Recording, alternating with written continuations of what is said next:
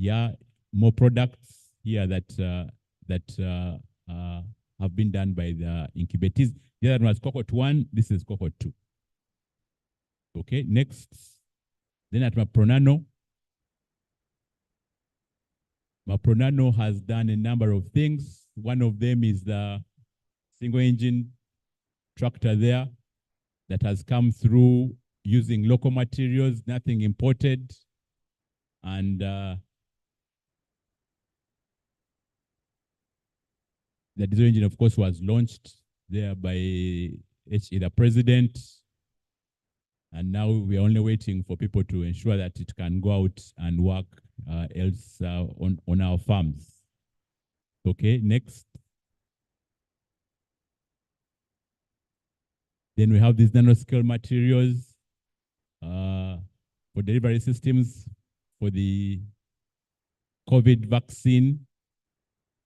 So this whole thing here is still going on. Waste to value added product using mushrooms, using banana weevils, and fish scales. So these are helping us to get the delivery systems for the COVID vaccine processes. Then we also have a rapid test kit for detection of COVID-19 in saliva. Those of us who have been tested for COVID-19, we know about the very intrusive methods that are being used, which are uncomfortable, but the center is working on ensuring that we have a system that is more comfortable, where they can just use your saliva. For that, it's more cost effective, and it's more comfortable. We also have using assembling of lithium-ion batteries from agro waste. So very soon we shall be having those engines running. But let's go ahead, please. Development and production of medical and biomedical plastic supplies. These are also being done at Mapronano. Next. So, as we start to land the plane of the project, what are we looking at? A number of strategies are being looked at. One is integration of the centers into the university systems. The idea is that, and I think this was one of the things that the project intended, that the centers will just be an integral part of the university, and we have policies. At least at Makerere, we have policies, but the other universities have also made sure that the centers are integrated, meaning therefore they also will soon, if they're not already, are a cost center in the university, and therefore they can be considered as budgeting in the university happens.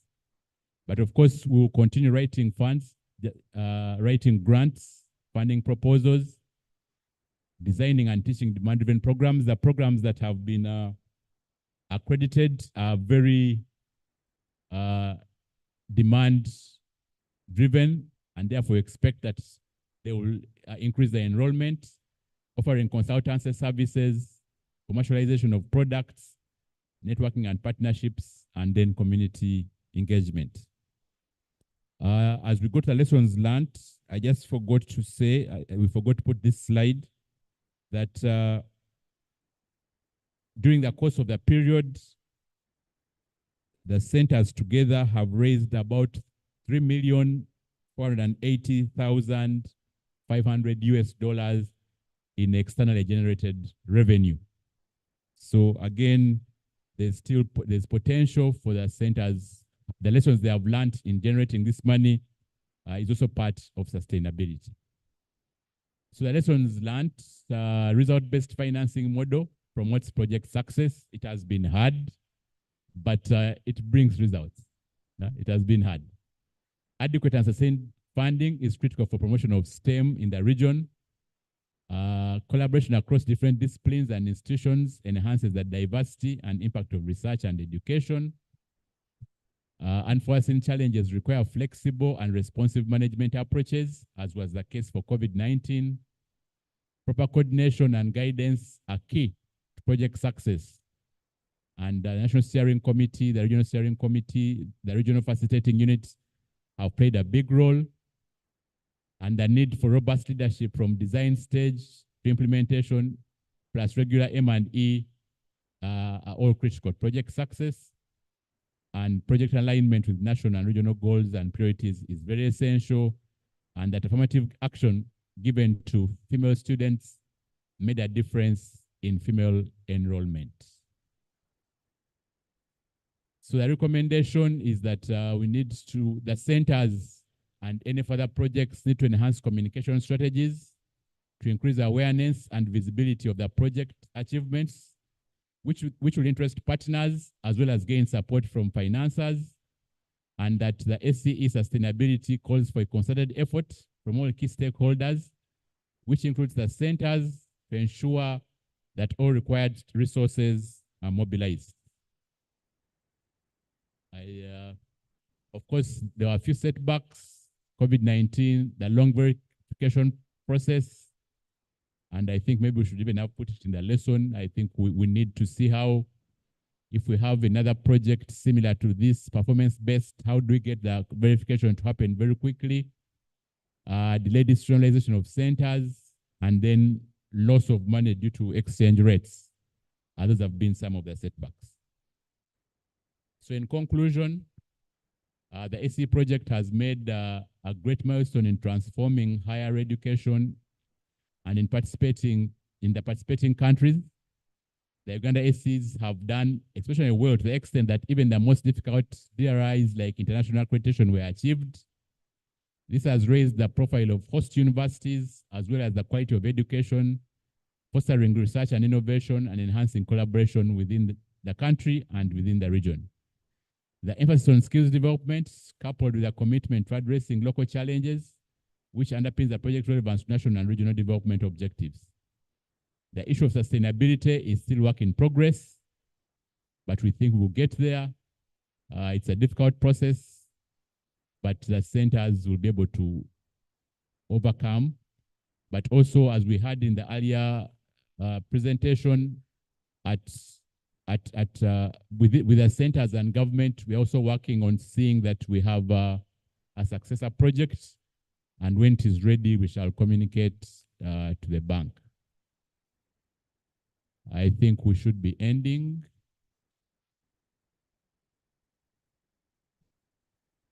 Yes, the candle is burning.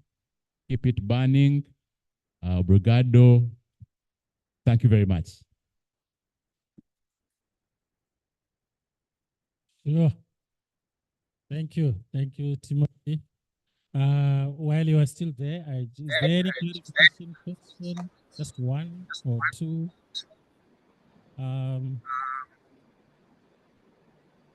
Okay. Thank you very much indeed, the presenter. Thank you very much indeed, the presenter. Yesterday, I kept on asking the same question to the groups, and none of them answered the question. So I'm sure that the current presenter has touched my question, which I asked yesterday, because I was asking that from the attempt of this sustainability in terms of commercializing your research output, can you give us the values, the amount you have raised through this sustainability? So I think among us, the presenters, no one gave the answer. But I'm very happy that even at the end, you said sustainability is still working in progress. And at the same time, you gave us a figure of 3 million, you know, so. Yeah, the figure of 3 million. At the same time, you did display some of the products from Mercy, Center of Excellence. I don't know whether I've pronounced it very well. Akarisa, I saw some food products, medicinal, and so forth, all those prototypes. Then in Mapranano, I saw a lot of agricultural equipment and so forth, which are part of commercialization. So are you confirming that this 3 million is coming from this commercialization which we are been trying to work through? If the answer is yes, that 3 million is coming from that, then you have answered the question which I was asking yesterday, that what amounts have you raised from the commercialization? Thank you. Thank you very much. Thank you very much, Prof. Yes. Yes, the $3 million partly comes from some of this commercialization, but largely comes from projects that the centers won.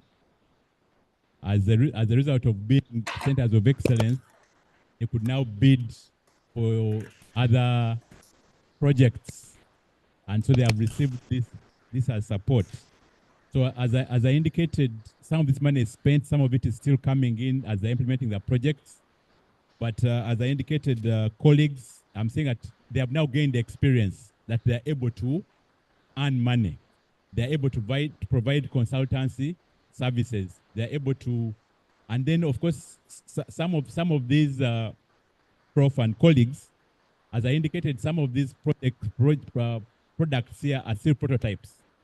So one of the things that as we have indicated, is now for the centers to move on from prototype to product.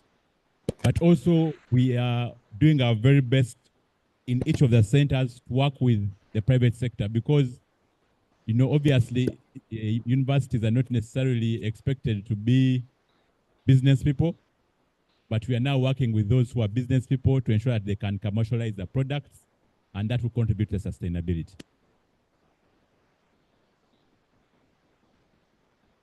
Thank you very much, Timothy. And just to carry on with that question, probably the question is not just for you, but broadly on this theme of sustainability. The revenue generation that we've been talking about, I tend to feel that part of the challenge of revenue generation is that the money that is generated is not necessarily equal to sustainability. Or let me put it the other way. When we get money from different activities such as proposal writing and grants that come in from foundations, many times the grants are restricted in one way or another. In other words, we may not be able to use that money to pay for staff time, or to pay for building another building, or to pay for something that will help us to move beyond the time frame that we have. So in that regard, I wanted to ask the question whether this revenue generation has really in any way reduced or increased sustainability of the program. I don't know if that's... Then the second one is related again to this broad issue of the way the ACEs were designed. Many of you have referred to moving back the centers to integrate them in quotes within the university system. So my question is, was it useful to take them out in the first place? Or maybe to look at it the other way, when you reintegrate, whatever that means, what might be the impact of that on the future of the outputs or the production or productivity of the centers? So looking at, so was there really, why were they taken out in the first place? I know it was a requirement of the project, if they really were taken out, but just some discussion around that issue of integration. That's an excellent question, which actually applies to not just Uganda. Is there something you just quick response to that, but in view of the fact that after we have 2 more presentations and then we can go back. So maybe this, we could give time and thought to that response. Yeah.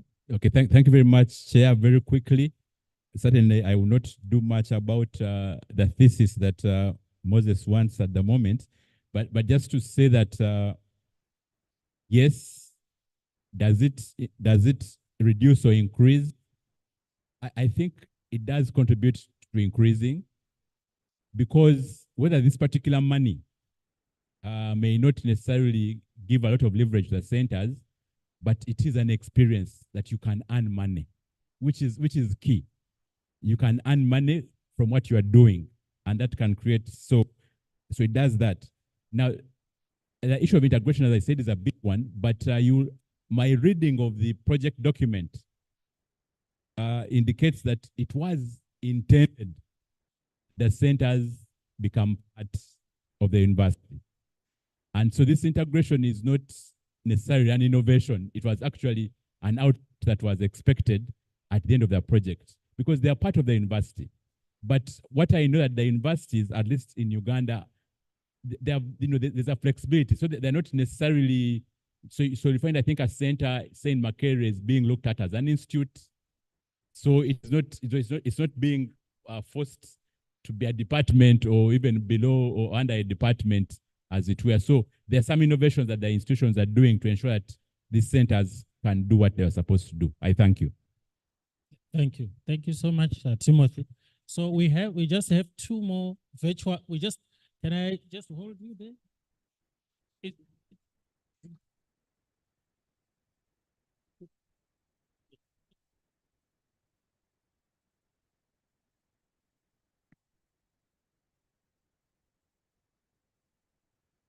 Just an answer to the World Bank officer that why were the centers taken out? They were not taken out, they were new. They were actually an experiment. They are new. They were not there before, these centers. They are new and they were an experiment. The experiment has proved successful. Even integration might be an experiment because the World Bank suggested that the centers must have a particular degree of autonomy given the bureaucracies, but the center leader can approve funds, at least for our university, and work goes on. In the university, it's different, very different. The CFO has to approve, the vice chancellor has to approve, this has to approve, and all that. And another issue on sustainability, at least for centers in Uganda, is that much of this money has been raised through curricula. People have been paying to come and do courses for new curricula that was developed with this fund that we got from the World Bank. For example, in Uganda, at Uganda Matters University, we've been having short courses on the black soldier fly larvae as an alternative source of protein and more feed. And people have been coming and have been paying to attend the courses for M&E. We've also have students coming in through the IUCA for agroecology and livelihood systems and monitoring and evaluation, and they are paying, which is a very sustainable way. Instead of these students going to Japan for nanotechnology, going to Israel for farming systems, they are coming to these centers. And oil and gas, the university that was hit down by the European Union was in Libya, in Benghazi. The institute was in Benghazi. It was hit when Gaddafi was being ousted. Now we have one in Mozambique, which is new. So students, these new oil countries like Uganda, Kenya, can come to Mozambique to do MSc in oil and gas. Only that it is at MSc level, it should be at the bachelor's level also. Thank you very much. Okay. Okay. I think it's now time for our virtual presenters. I'm told by IT that we should just shift and bring Tanzania, who are easier to access right now. So it's Prof. Mione. Are you ready, Prof?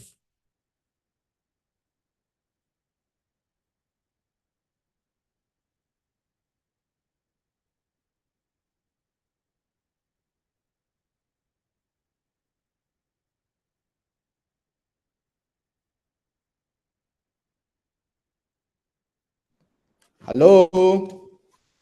Yes, Prof. We hear you. You just need to Okay, see. Thank you very much. So I'm sharing my screen.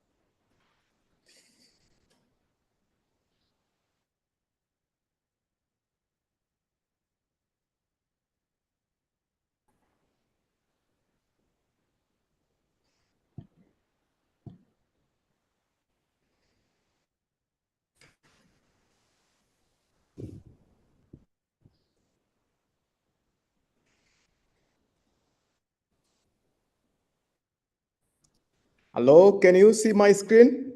Yes, we can hear your voice, not hear your screen. Yes, there you are. Okay, so you can see my screen. Okay, thank you very much for this opportunity of making the presentation for Tanzania virtually. Unfortunately, I couldn't travel to Mozambique because I was diverted to other official duties. But otherwise, I think you have a great meeting and we have enjoyed the stay in Mozambique for those who traveled from other countries. So I will give a very brief presentation regarding the centers of excellence that are within Tanzania. The first thing, we have 4 centers of excellence in the United Republic of Tanzania.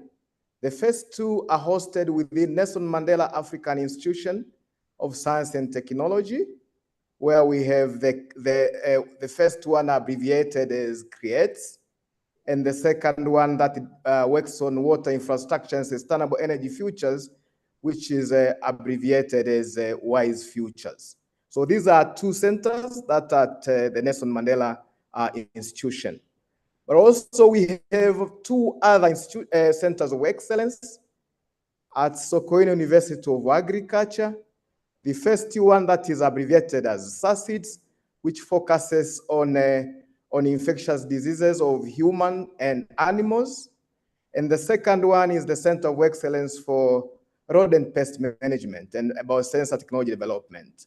So this makes 4 centers, 2 at Sokoine University of Agriculture and 2 at the Nelson Mandela Institution of Science and Technology.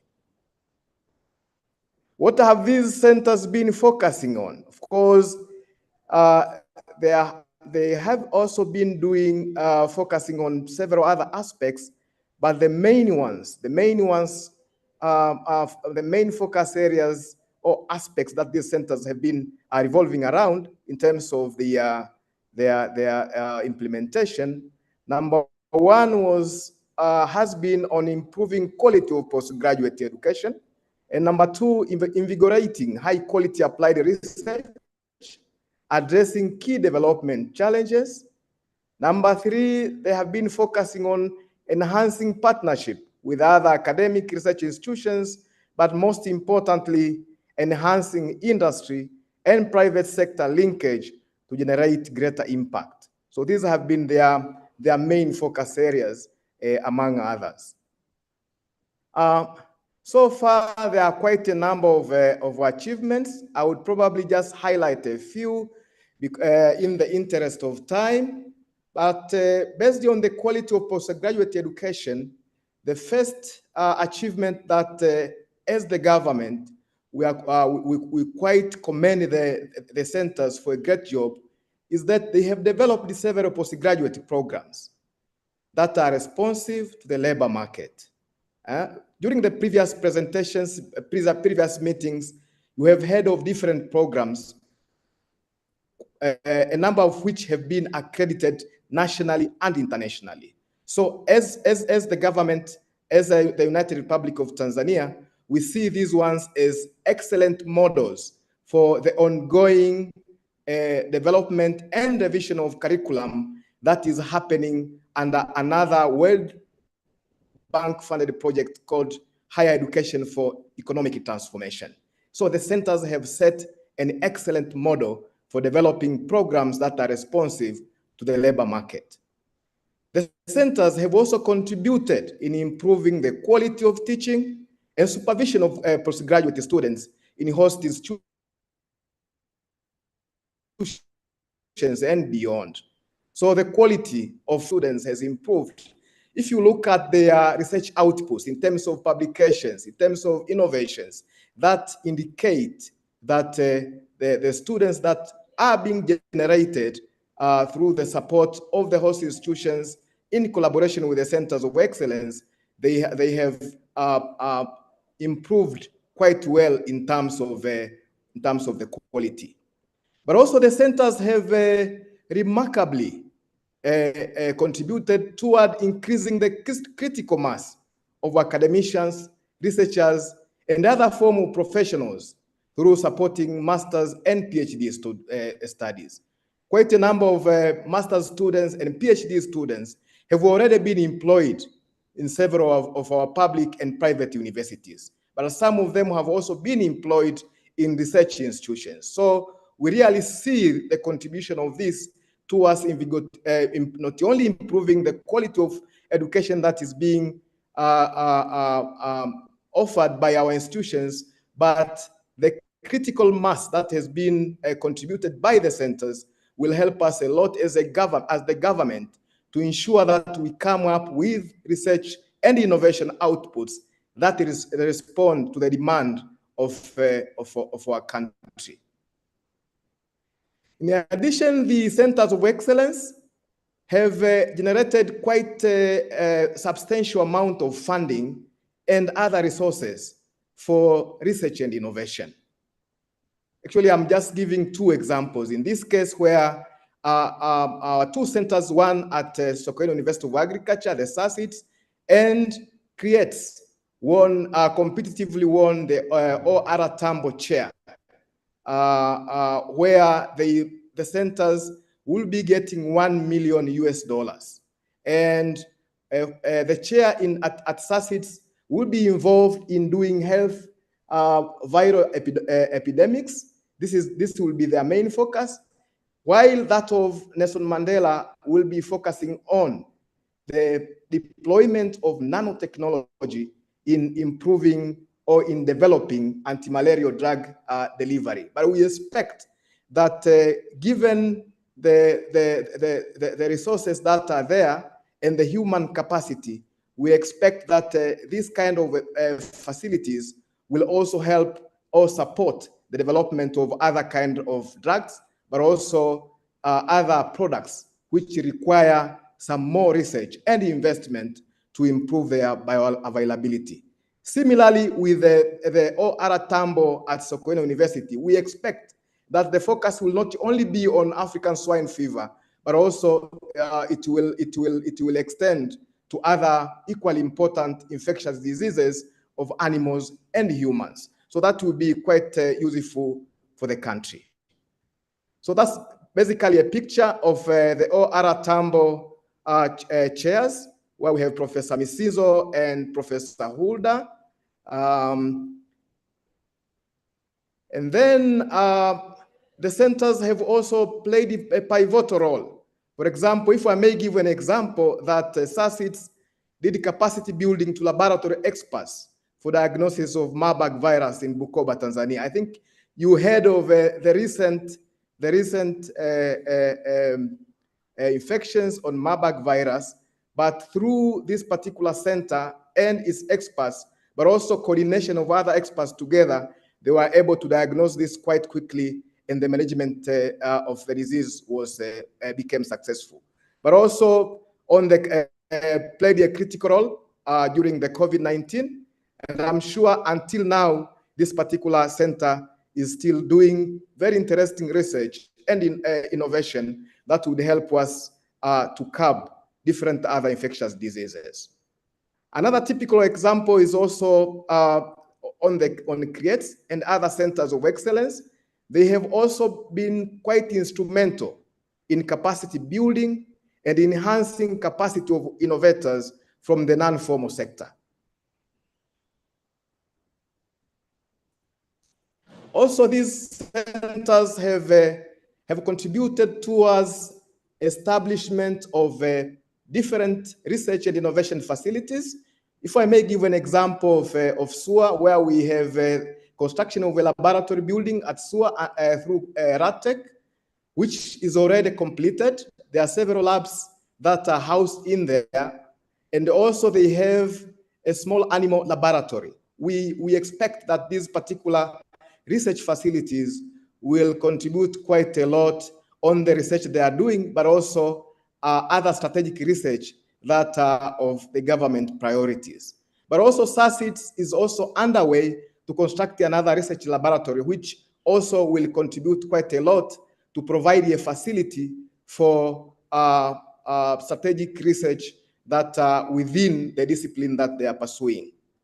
But also, we have the data-driven innovation hub with the mini factory machines for production of different kind of products. This is at the Nelson Mandela Institute of Science and Technology. And this has been supported through CREATES, where they have been able to acquire different equipments and machines that will help us prototype, but also come up with products of different innovations that are being generated not only within these particular institutions, but also in other high learning institutions and R&D institutions, as well as those that are coming from the non-formal sector. But also the WISE Futures, among others, they have been, they've supported the water purification and material characterization unit at the Nelson Mandela, which will also be extremely useful, not within the Arusha region. At the end of the day, there will be products that will be coming out of this particular unit that will be able to be distributed to other areas of Tanzania.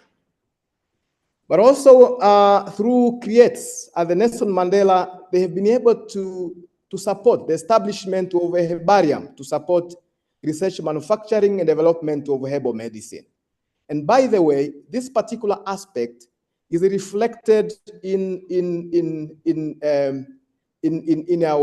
our national strategic documents, including the manifesto of the leading party, where they have explicitly indicated that the government would like to invest in ensuring that the botanicals and other natural products that could be useful for Tanzanians are converted and distributed or commercialized, so that they are able to be used for not only within the country, but also outside the country. And then we have a picture. This is the building at Sokoine University, and which was supported through RADTech. It's a building that has already been completed. We have one building on the top. This is the main facility. And then we have where facilities will be very, very critical in invigorating research and innovation, not only at Sokoine University of Agriculture, but the rest of the ecosystem in Tanzania. And then this is a picture of the Data-Driven Innovation Incubation Center at the Nelson Mandela. Actually, this is providing an excellent model of incubation centers, because as the country, we are planning to establish quite a number of other incubation centers. So we expect that this particular center will provide an excellent model for the upcoming centers, for the upcoming incubation centers in various other disciplines. And then this is a picture showing the engagement of WISE Futures in ensuring access to safe water supply. This is talking about Arusha region. But I understand that they have gone beyond the Arusha region. There are already engagements which will finally culminate into a direct support in terms of ensuring safe water supply in other regions of Tanzania. And then that's basically also on the sanitation and the planning. This is the contribution of this Center of Excellence. So it has gone beyond borders of the university. It has gone to the other parts of the nation, and we expect that very soon it will also be able to go outside Tanzania to conduct things related to commission research, but also other possible services that fall within their discipline. But also the centers of excellence, to say a few, have generated a number of potentially commercializable innovations. Examples here we have, for example, the AntFate. This is a novel technology for rodent pest management. It is expected to be extremely useful in controlling rodent epidemics and the impacts that are associated with it. But also we have the cat urine synthetic formulation, and I understand the center has already signed MOUs with industrial partners to be able to produce this particular product. But otherwise, let me say at this point in time that these products and several others, for example, different food formulations that have been developed through CREATES, the AFIA data that has been developed through SACIDS, and quite a number of those will be extremely useful in addressing the challenges that Tanzanians are facing, but also the rest of the region. But most importantly, also, let me mention that through SACIDS, this is a very important advancement, that SACIDS has managed to sequence 5 complete genomes of African swine fever virus. And we expect that having been able to sequence this will be a very important step towards developing vaccines or vaccine against this particular disease. And so far, SACIDS have already signed MOUs with Toka Bio. Toka Bio is a private company in South Africa, which is specializing in diagnostic assays. So they would like to further this particular finding to ensure that it becomes converted to something useful for the community. But also, SACID has signed another MOU with Hester Bioscience Limited. This is a vaccine manufacturing industry located in Tanzania. So both of these will help SACIDS further its urge to come up with the vaccines on African swine fever, but potentially on other infectious diseases of humans and animals. So below there is just a picture of how this particular center has contributed towards early detection of pathogen at the source. I've talked about the AFIA data, which has gone beyond the borders of Tanzania. It is being used we see in Mozambique, in DRC, Congo, and quite a number of other countries. But also the mobile lab, this has been a very critical facility in addressing or assisting the government in the early diagnosis of different infectious diseases. An example of the Marburg virus that I just talked about. But with that, they have also been able to contribute into validation of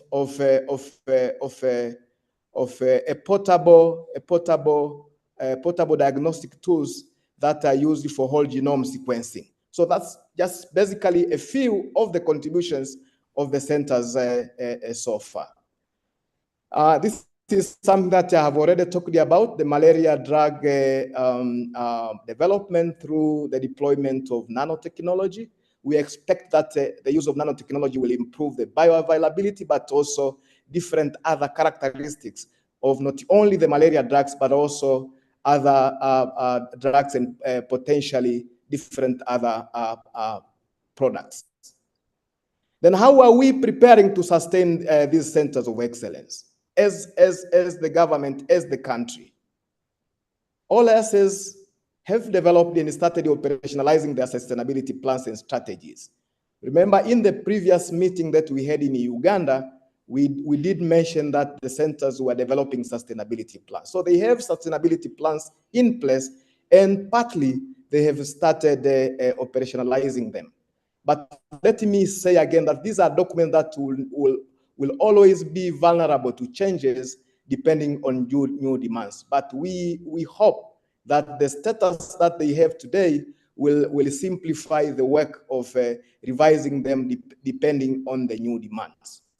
But also the host institutions have progressively integrated the assets into their government frameworks. If I may give an example of SACIDS at Sokoine University of Agriculture, it was already integrated within the university structure. So it is also involved within the cascade of governance of that particular institutions. Similarly, in other institutions, let me say that it's not complete. That's why I've said progressively, but we are doing quite well in terms of institutionalizing these centers within the host institutions. But also they have prepared a commercialization roadmap for all tangible research outputs and innovations so far generated.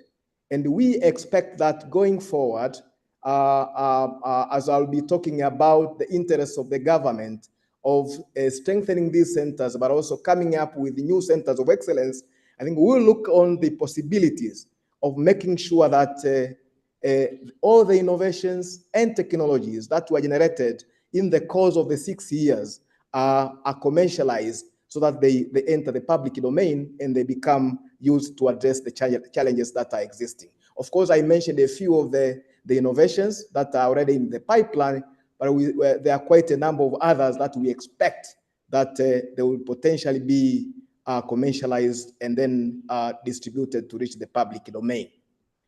Another important thing that we are doing to ensure sustainability of the centers is that the ministry has constituted a team of experts, which is currently finalizing a proposal for strengthening existing centers of excellence and establishing several new ones.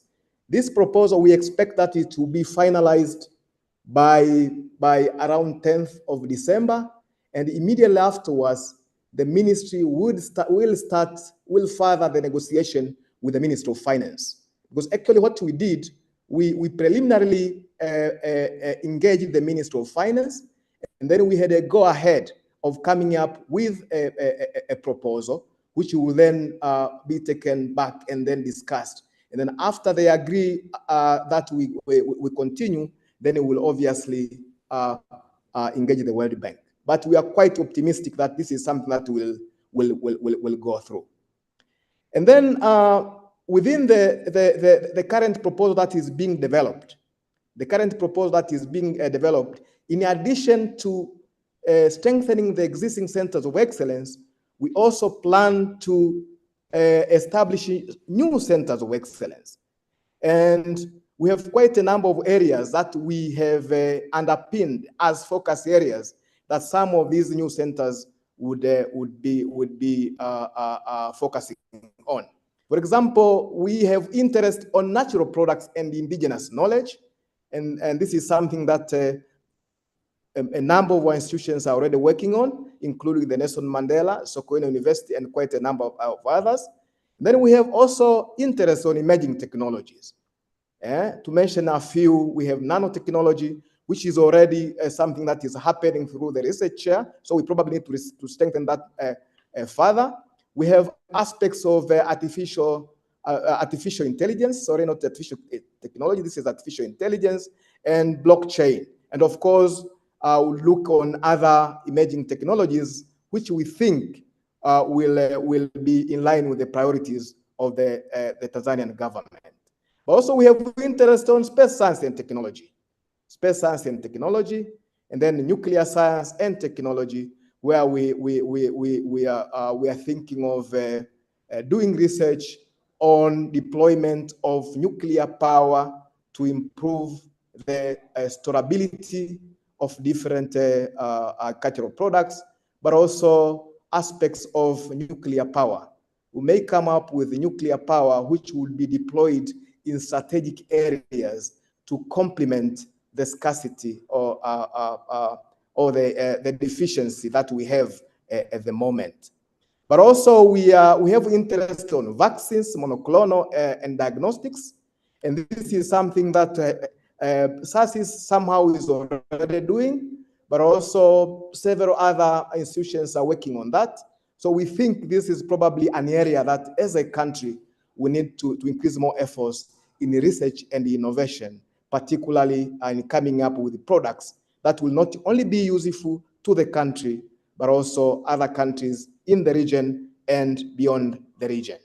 And then also the aspects of educational technologies. So these are basically the focus areas that we have included in the current proposal that we envision to establish centers of excellence, or else integrate them within the existing centers of excellence.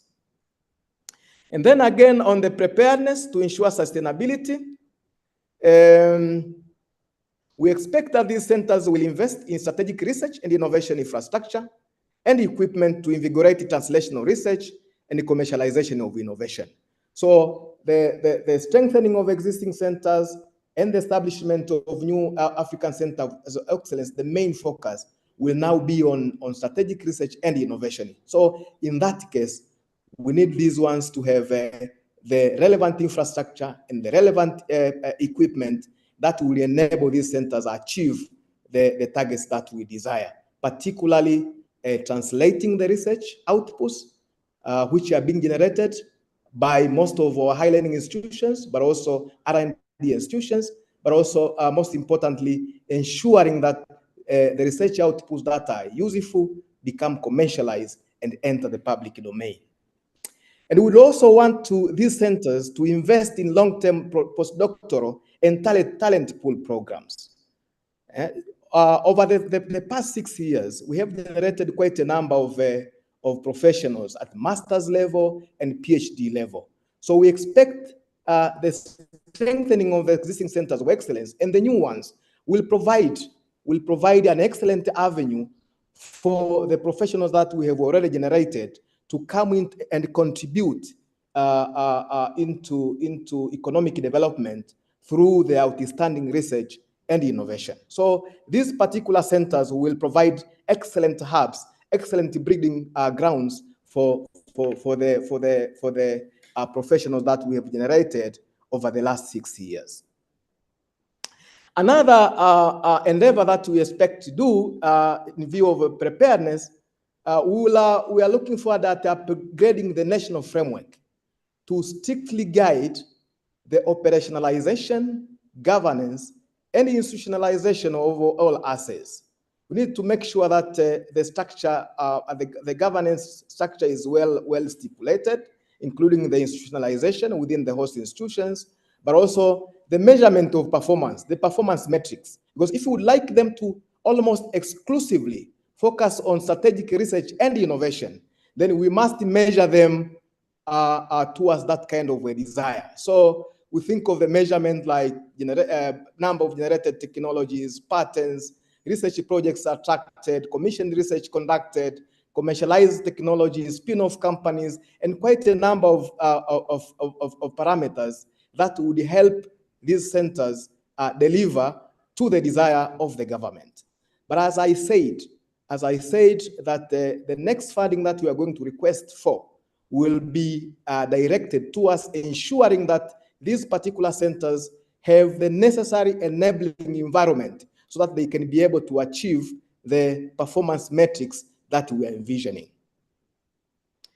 We also would like, in terms of what kind of assets do we envision as the country, we envision centers of excellence that will provide catchment facilities for enhancing the translation of research and innovation outputs generated by the academia. We know we have lots of outputs that are generated by our academia, and very, very small proportion of that actually is translated and commercialized. So we expect that these centers of excellence, and of course others, will help us drive this particular agenda of translating the research outputs and commercializing them.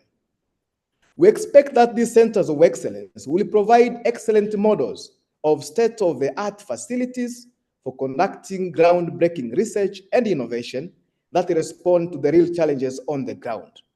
So we just as I said earlier on, if I may reiterate, is that we need these centers to have the state-of-the-art facilities so that they are able to not only to support the research that they do, but also support research and innovation that is conducted elsewhere. So they will be in a position to provide some sort of a quality control avenue for other higher learning institutions, R&D institutions, and whoever else is involved in research and innovation.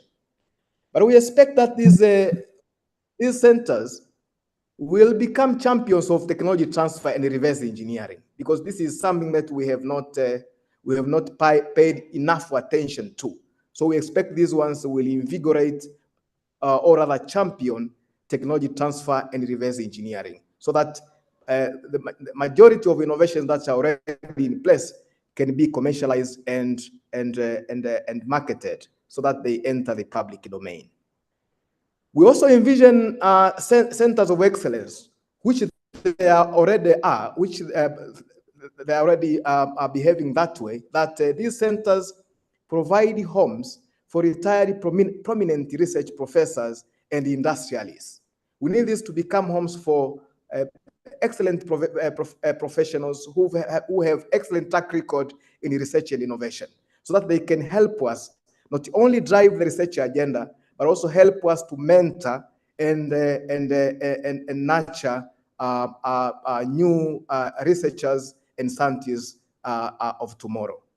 But also, as I did say, that we expect and we will be happy to see these centers becoming excellent arenas of developing highly skilled and talented professionals. Ladies and gentlemen, I thought this is what I should present briefly, considering that the centers have been providing updates of some specific issues during the previous meetings and forums. So my focus was particularly on strategic aspects that the ministry, on behalf of the government, will be focusing on, and in particular to ensure sustainability of these centers of excellence. Thank you very much for listening.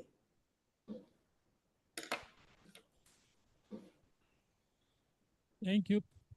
Thank you very much, Prof. I think you really highlighted the issue that has been discussed here, the issue of sustainability from the point of view of the government.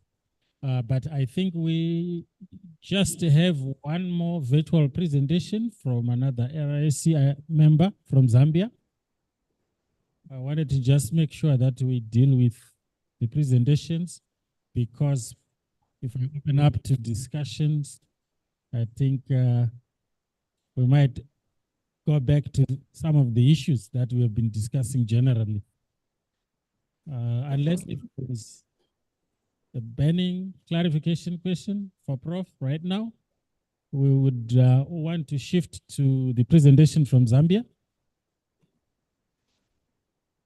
And the presentation from Zambia was meant to be by Jane, another RIC member from Zambia.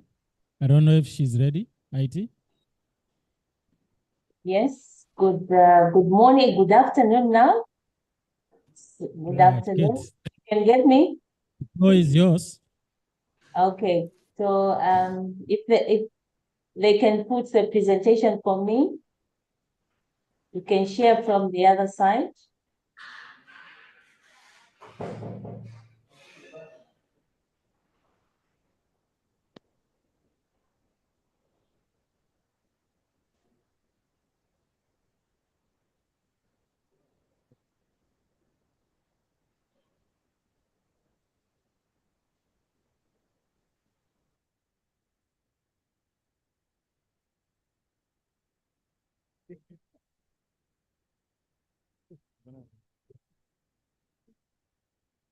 Hello, are we sharing the presentation? I can hear you. Okay, so thank you very much, and greetings to everyone. I also unfortunately could not be with you, but we've been together in this meeting. So I'm going to make a presentation on behalf of Zambia about the two centers that are in Zambia currently. Next slide. So my presentation, I'll talk around the project concept and the development objectives. I'll look at the significant changes during the implementation. We'll look at the major outcomes of the project, key factors that affected implementation and outcome, environmental and social safeguard compliance, sustainability. Then I'll give lessons and recommendations. Next slide. So for Zambia, in Zambia, there are 2 centers of excellence that has been developed under ACE2. The first center is under the University of Zambia. This center is a center for infectious diseases and human and animal. And really, the center was meant to do comprehensive studies around diagnostic methods, hosting ecology, pathogenesis, and infectious organism in order to establish strategies for prediction, prevention, control of zoonotic outbreaks. That was the first center of excellence. The other center of excellence at the Copperbelt University, which is the university in the northern part of Zambia, was meant to be an excellence in sustainable mining. As you are aware, Zambia has been a mining country for quite a long time. And indeed, this center was meant to educate, train critical mass of human resource who would then spearhead the research and development for solutions that Zambia needs in doing sustainable mining. Of course, the 2 centers started in 2018. You can see that we were a little bit behind in taking off, but of course we have been on course. So far, 90% of the funds in both the centers have been dispersed. Next slide. So what were the objectives of the 2 centers? Of course, as Zambia, the 2 areas, the health and mining, are critical in our agenda, in the developmental agenda for the country. In Zambia, mining, as you know, is a forex earner.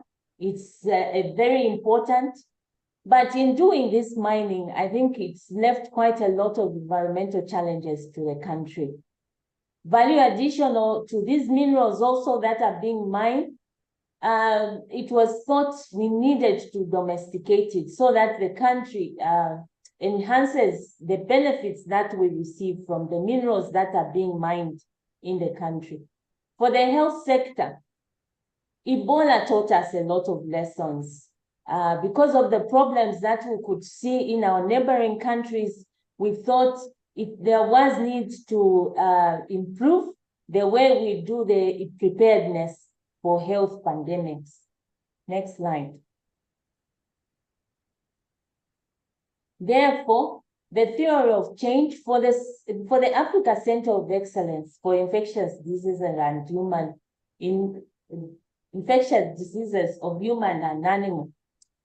The idea was to increase the Africa human capacity to deal with zoonotic problems by training a pool of scientists that were ready to tackle the problems that were seen. And of course, we were also looking at how the One Health approach would be done through capacity building, and of course, looking at the future workplace and future scientists who were going to help us in this concept of One Health. The center was expected also to lead in research activities, not only for the country, but also for the region, to prepare itself for future pandemics if there were any. The establishment of the Copperbelt Center in Sustainable Mining, for this one, it was envisaged that strengthening the Copperbelt capacity in producing postgraduate education and building the critical mass of human resource, who would then build a collaborative research capacity in what we were saying would be sustainable mining in Zambia. Of course, like I said, Zambia has been doing mining for a long time, and we were looking at the future, and that we needed to do it sustainably. Next slide. So the projects, which is now coming to an end, what are some of the objectives and how have we been able to perform in the 2 centers in achieving the objectives that we set for ourselves? In the development of critical mass, where we're believing that after that, then we would have the skilled manpower. For the center at the University of Zambia, we have had 8 courses accredited, whilst at the CBU, there's been 12, which gives us a total of 20. Now, these numbers are showing the improvement from where we started and where we are as of today. In terms of masters, you can see the numbers there. We have been able at national level to have 1,031, where 336 are female. In terms of regional students, you can see that we have 87, where 28 are female. In terms of the number of PhD students, we have 145 national students, and 50, out of these, 59 are female. For the regional PhD, we have 25, of which 8 are female.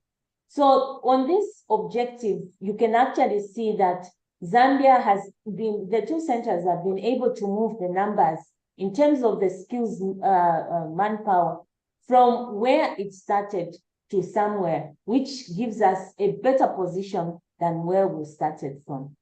In terms of providing expertise to both private and public sector, you can see that out of the numbers that have been trained, 101 are already in employment.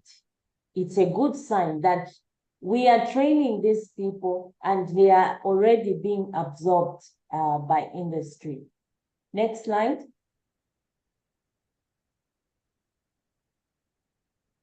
Next slide.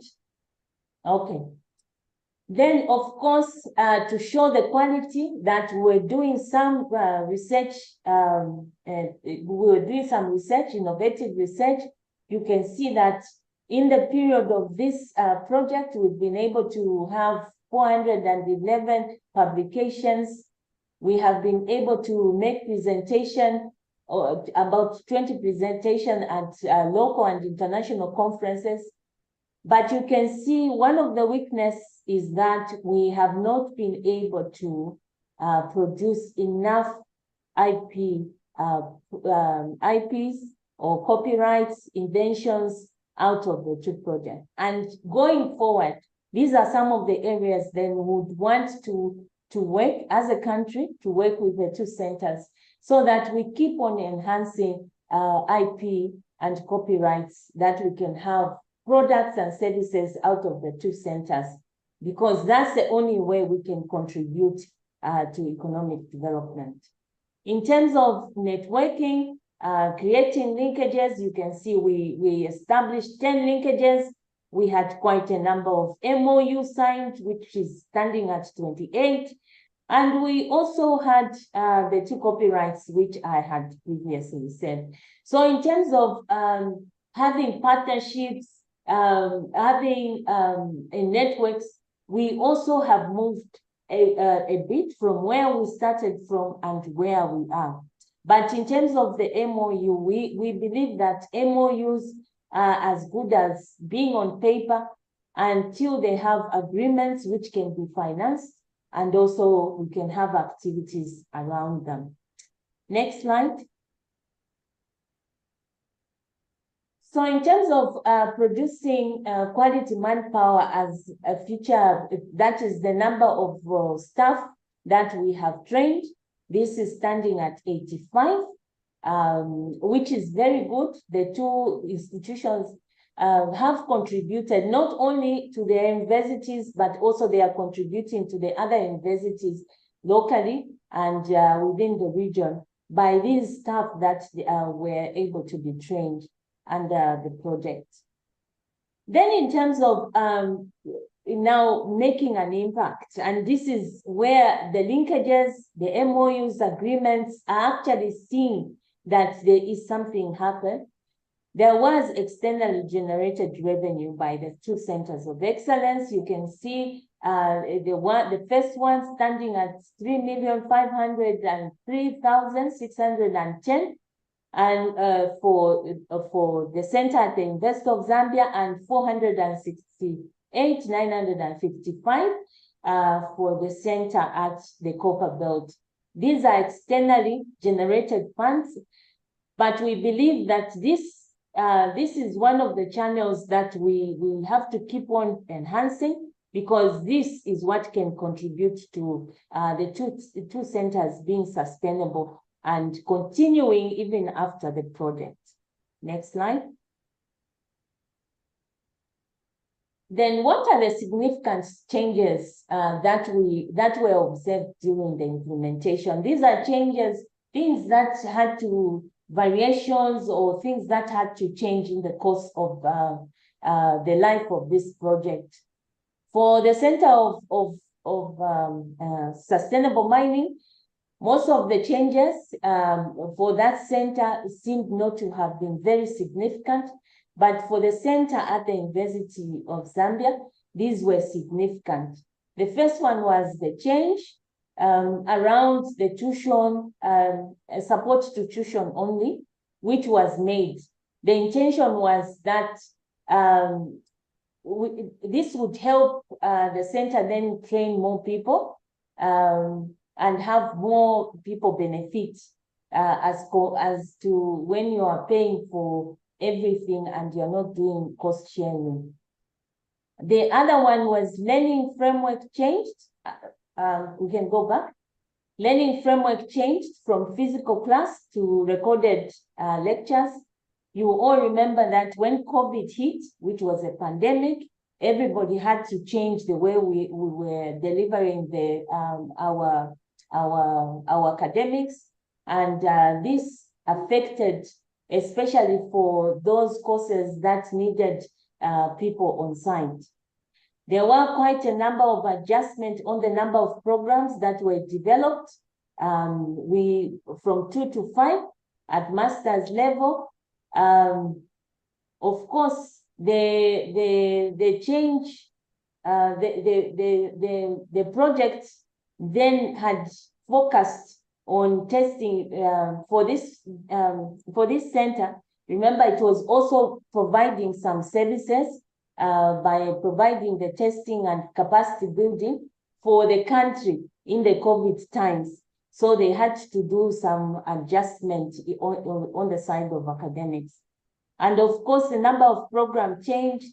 We can go to the next one on accreditation. I think that has been discussed, where the accreditation of issues were discussed, whether local, regional, and issues around international accreditation. We'll go to the next one. Next slide. Then, of course, there were some changes that were affected by World Bank, ceilings on funds, on the number of publication and the amount that people would then redeem, or which the project would get. The numbers changed from 300 to 500. Of course, these, some were positive, were bringing positive adjustment, and others would have some negative adjustment on the project that was being done. Next slide. So what are the major outcomes of the project overall? So what we are seeing, the two centers, of course, right from the beginning, were in line with our Vision 2030. As government, health is key, and also in terms of mining being our mainstay in Zambia.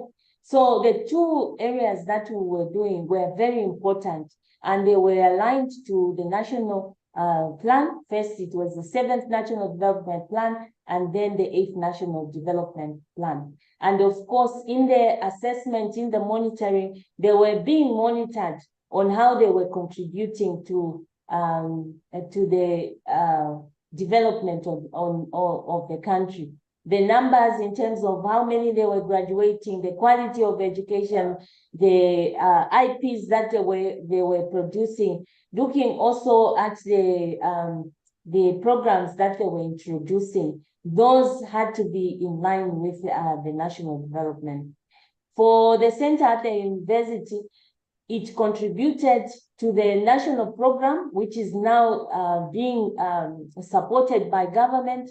This is the National One Health Policy, and it's receiving quite a lot of attention because even as we speak, I think the center is key in one of the other problems that we are dealing with, and this is anthrax in the country.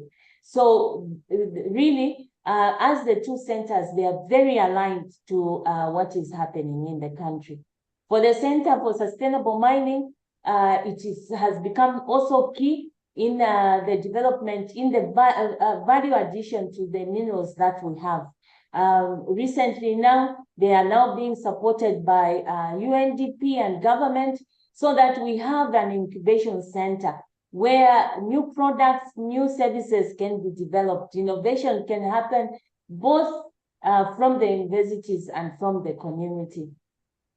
Of course, the objective also were key to be aligned with the two universities because we needed to develop capacities in the university. For the universities in Zambia, we needed to upgrade the postgraduate education, and the two centers have just proven the concept. And also we needed to build capacity in terms of human resource. If we have to go this way of providing postgraduate, we need the critical masses that can then be the core team to develop these skills that we need in the country. And of course, with the project, there has been additional infrastructure, additional equipment, linkages with industry that the universities now, even as the project comes to an end, can continue with that. And of course, increase regional specialization. We are happy that the two centers have found their foot in the region to showcase of what they are doing and compete favorably with others because of the project in terms of accreditation. It just shows that now they are mature enough to show, to train even for the other region. And as I was showing the statistics, you could see that they are attracting quite a number of regional students as well. Next slide.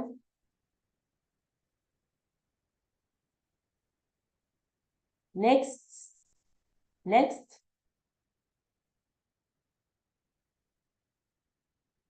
Next slide.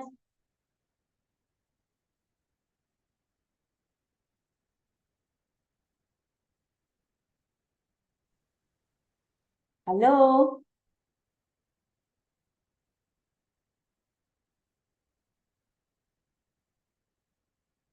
Hello. We online are hearing you. Okay, next slide. I said next slide.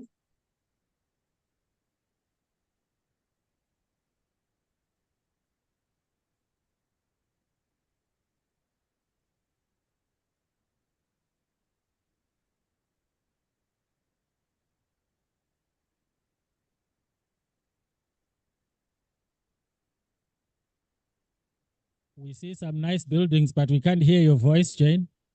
Okay, can you get me? Okay, so what is now being shown? Maybe we can go back and adjust where the picture starts. If we can go a little bit back. A little bit back. Okay, so some of these buildings are the infrastructure that has been developed. So we are just trying to show that in terms of infrastructure development, this is the addition which has been added to the assets for the different universities. Next. So this is another infrastructure when it was still being constructed. Next slide. Okay, so in terms of other achievements, for us, the PASED benchmarking was important because that shows we can compare our academics with the other institution or the other centers that are within the projects, the centers of excellence, whether in one or two. So we want to say that 23 curriculums, students supervised and specialized training was benchmarked and participated in the PASET benchmarking. For the Copper Belt, for the sustainable mining, just a bit back, some of these practices have actually been adopted. They are now being used as a way of improving quality, not just in maybe in the center that is participating, but also in the university as a whole.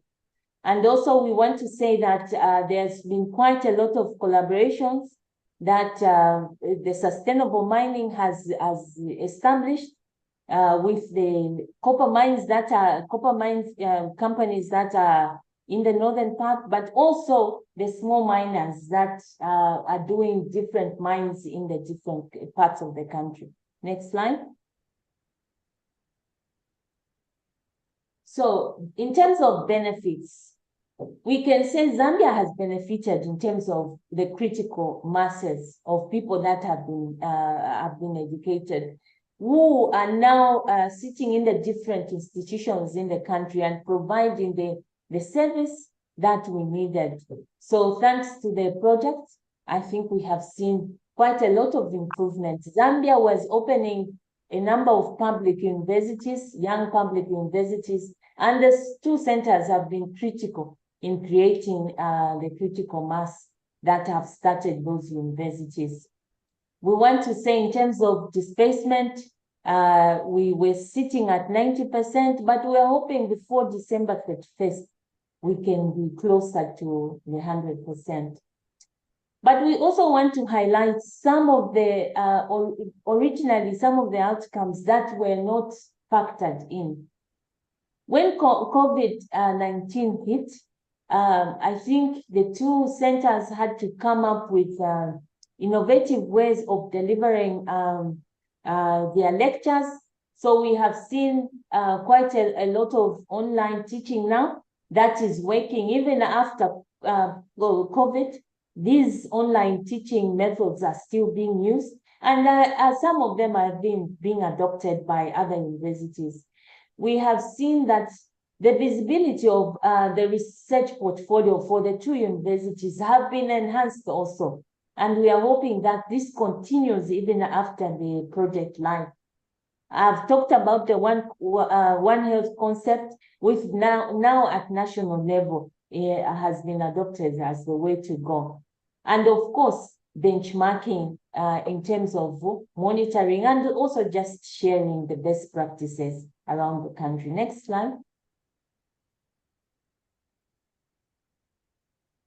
So key factors that affected the implementation and output, of course, COVID was one of them because it brought in restriction, exchange programs were restricted, and it affected the delivery of some of the projected outcomes that we wanted to have.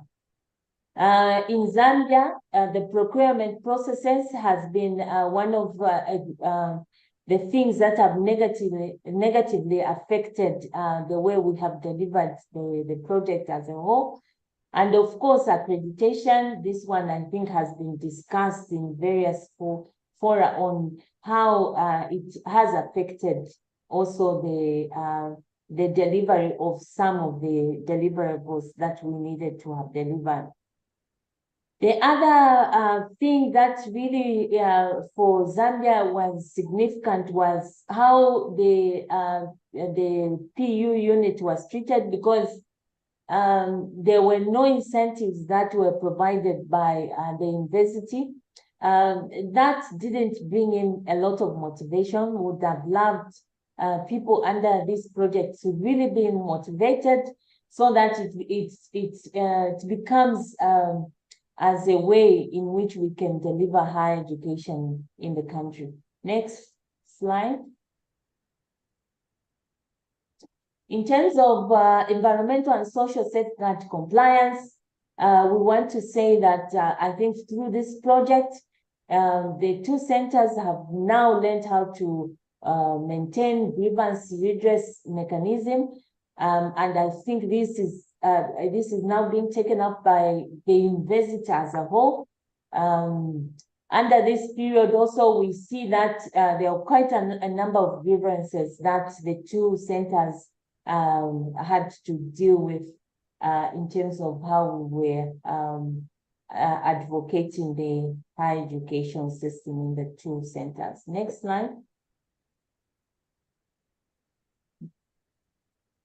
So how do we go about with sustainability of the two centers? Of course, right from the beginning, the two centers have been treated as part of the university structures.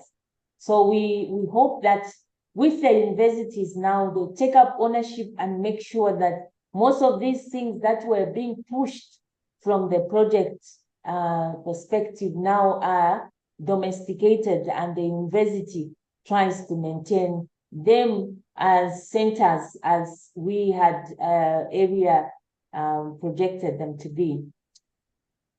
Of course, with the Ministry of Education, when the project is over, we need to look at how we look at the structures and how we provide some financing in terms of the structures, but also how we look at research funding within the country. There are some research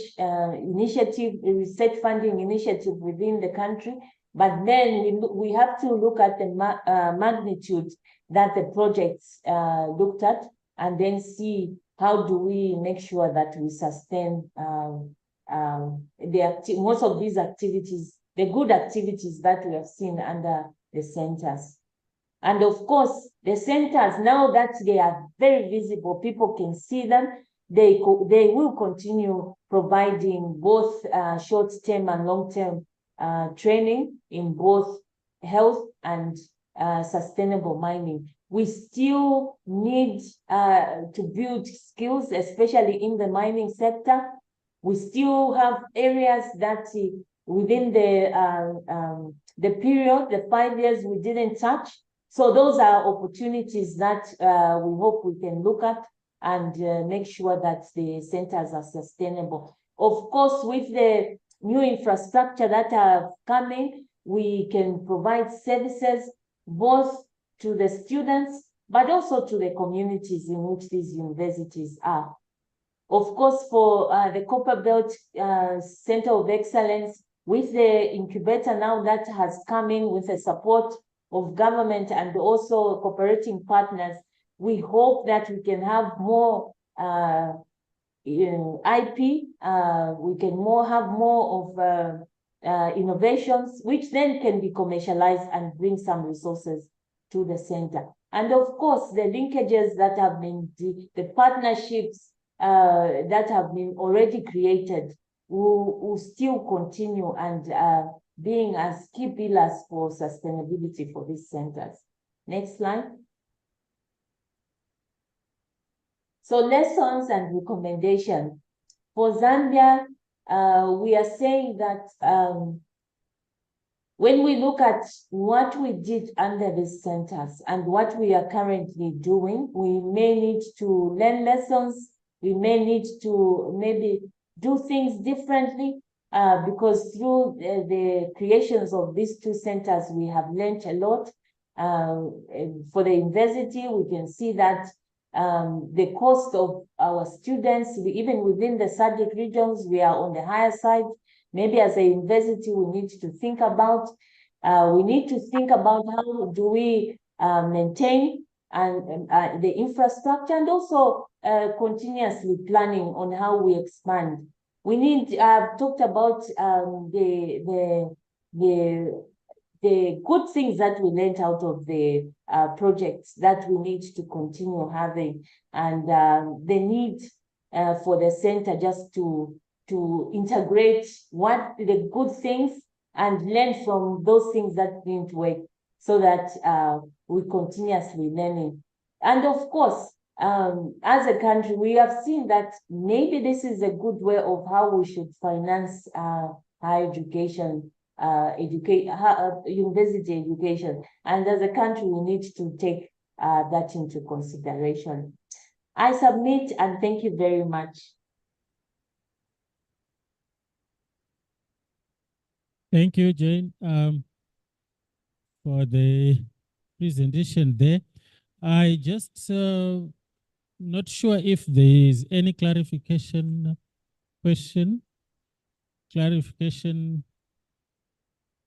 from the floor here while we still have Jane. Or I just have one, Jane, while you are still there, but I'm asking you to answer it. I already know you might have an answer being a regional steering committee member, but I wanted you to respond to it in a way maybe that might help us get some impressions from the team here, which is the impression that we have concerning the strength of the national steering committee. Can you articulate how strong you think the Zambian National Steering Committee is in such a way that perhaps others here might also want to share with us? I know we only have like 5 minutes more to discuss before we break for lunch, but can you lead us on that one, Jane? Okay. So thank you very much, Professor Oponga.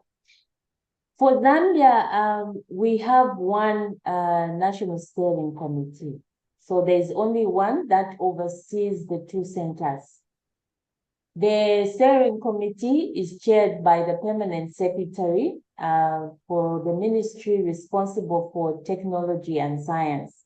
So for us, it's anchored where in the permanent secretary that is overseeing research and development. We have two defined national meetings, one in the first part of the year and the second one in the second part. Then it has membership from government and also private sector, and also coordinating institution within the science, technology, innovation institutions, and also the higher education institutions. So we have members from the qualification framework, we have members from the Higher Education Authority, we have members from the research and development institutions, from the commercialization institution, and we have members from the line ministries that the centers are anchored in. So Ministry of Agriculture, Ministry of Health, Ministry of Minerals, Ministry of Education. So all these are members of the National Steering Committee. The National Steering Committee are important because they make sure that whatever the two centers are doing are anchored in the national plan. That is important. They have to answer, they have to point to which pillars in the national plan they are answering to. Not only that, even in terms of their budgeting and also going back to government budgeting, we all have to anchor into what is happening in the two centers. So with that, we have been able to have a cooperating partner from the government side to support these two centers because they are anchored in the national plan. So far, it has worked for us. That's how we have been able to have partners coming in and supporting the two centers. And we are hoping that we will leverage on these partnerships that we have developed in order to sustain the centers. And also the line ministries to always be looking at what these centers are doing to advise policy. So when, for example, the Ministry of Health, for them to come up with a national One Health policy, it's because they were looking at what the center at the university in Zoonotic was doing, and looking at what was happening in the country. Then a policy comes up and said, okay, in terms of health issues, let's have this one health policy that is important, so that we are not working in silos, but we are working as one government. So that's how our National Steering Committee has been working, and we hope that we continue working, because for the National Steering Committee, partially we are being supported by the two centers, but at the ministry we have a budget line that we have to do some of the activities for the National Steering Committee. I submit, Prof. Thank you very much. And maybe we would deserve a end of applause. And I think in the interest of time, this brings us to the end of this session. And thank you very much for all the constructive discussions we have had. And I now hand over to the Secretariat. Thank you, moderator. Another round of applause for the moderator and the presentation. Lunch is ready and will be served on the same venue we were yesterday. Bon appetit, everyone. Thank you.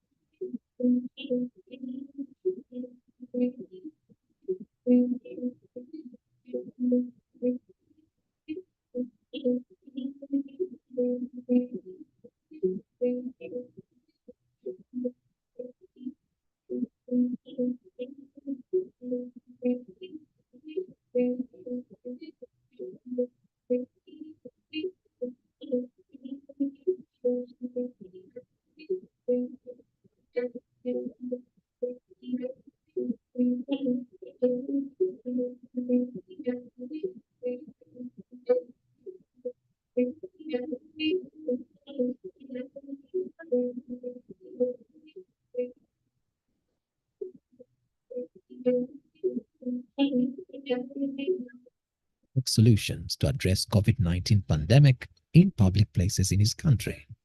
We are scanning the vital signs of the pandemic, especially body temperature, using contactless devices. So we don't actually allow people to enter some public places when they indicate a raised body temperature. So whenever an individual is found with a raised body temperature than the normal level, this situation is immediately communicated to the health professionals that are concerned with that particular environment. Another initiative of the ICEA is the establishment of innovation hubs, which contribute to reinforcing the teaching and learning capabilities of East African universities in various fields. In 2019, 4 centers of excellence out of the 24 were awarded $250,000 each as seed funds to establish regional incubation centers for Eastern and Southern Africa. We have one at the Nelson Mandela African Institute of Science and Technology, data-driven innovation hub. Another one at Mbarara University of Science and Technology, that is farm biotechnology and the traditional medicine innovation hub.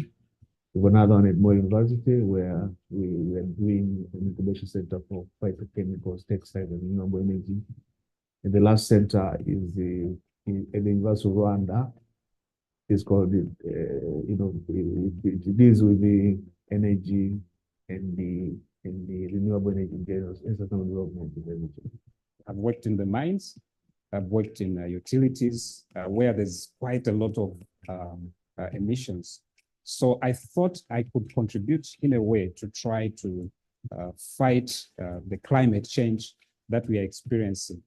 And there are very few universities that offer renewable energy at this level. I would like to report that the standard offered at the University of Rwanda is quite high. And so far, in terms of recognition, I think it is one of the best courses we have. So those four incubation centers are actually very important because they are supporting commercialization of ideas, but also products, and they also support the partnership between the academia and the private sector. We are going to work on the innovation ecosystem from East Africa, trying to bridge on these synergies that already existing. We want to create like an innovation ecosystem within the East Africa. We have the partnership between the innovation hubs, the industry, and the government. So far, we are happy to report that actually the project has achieved many of the targets. For example, the number of students who are enrolled at the moment stands at around 5,000 students at PhD and master's level. It is a very good growth because our target was 300,500. And the number of publications so far, our target was to produce 1,500 publications.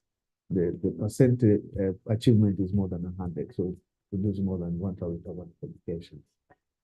And this is simply because the centers also are expected to publish because of the results, but also the funding for research and innovation. In terms of mobility of staff and students, I think we are also contributing a lot because one of the conditions for the project to be supported is to attract regional students.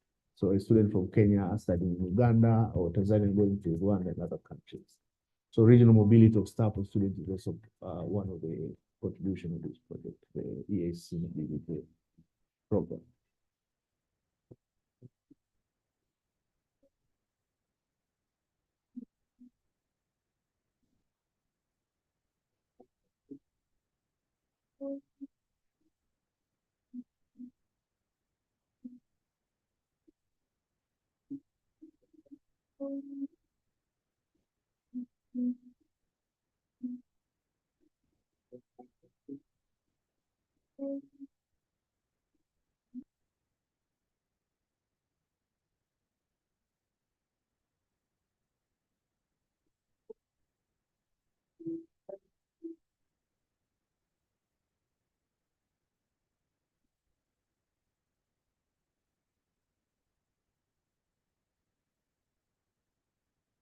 Despite the big demand for graduates in emerging sectors with high growth potential, such as oil and gas, Africa faces a shortage of skilled professionals with specialized knowledge, such as engineers, geoscientists, and mechanical technicians.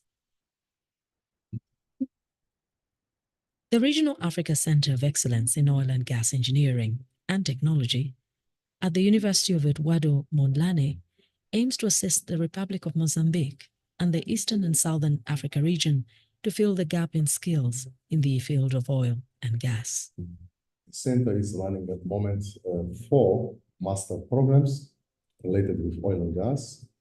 The first one, as I said, is Master in Petroleum Engineering, which started in 2014. The second one is a Master in Hydrocarbon Processing Engineering, which started in 2016. And then you have 2 other masters. One is a Master in Health, Safety, and also Environment. And you have another master which is not related with engineering, which is a Master in Oil and Gas Economics and Management, which is run at the Faculty of Economics. So these are the 4 masters actually at the moment in this field of oil and gas. Although Mozambique is a Portuguese-speaking country, all these programs are taught in English. Today, most of the projects in the oil and gas sector in sub-Saharan Africa are managed by expatriates. The process of indigenizing the human resource in oil and gas requires advanced training in master's and PhD, high-quality research, as well as tailor-made short courses and outreach programs. Training good engineers, training good graduates is going to be a very important factor for the growing of the local content. And not depend just on expatriates to do the work in this sector. You need this type of graduates.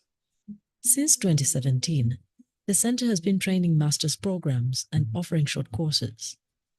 The Center has established demand-driven academic programs in oil and gas, procured equipment to enhance teaching, learning, and research, enhanced student enrollment, including regional students.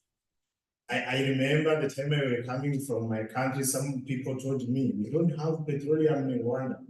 Then I replied to them, hey, my friend, I'm not studying for Rwanda. It's for the region, even though we have methane gas in our Kivu Lake.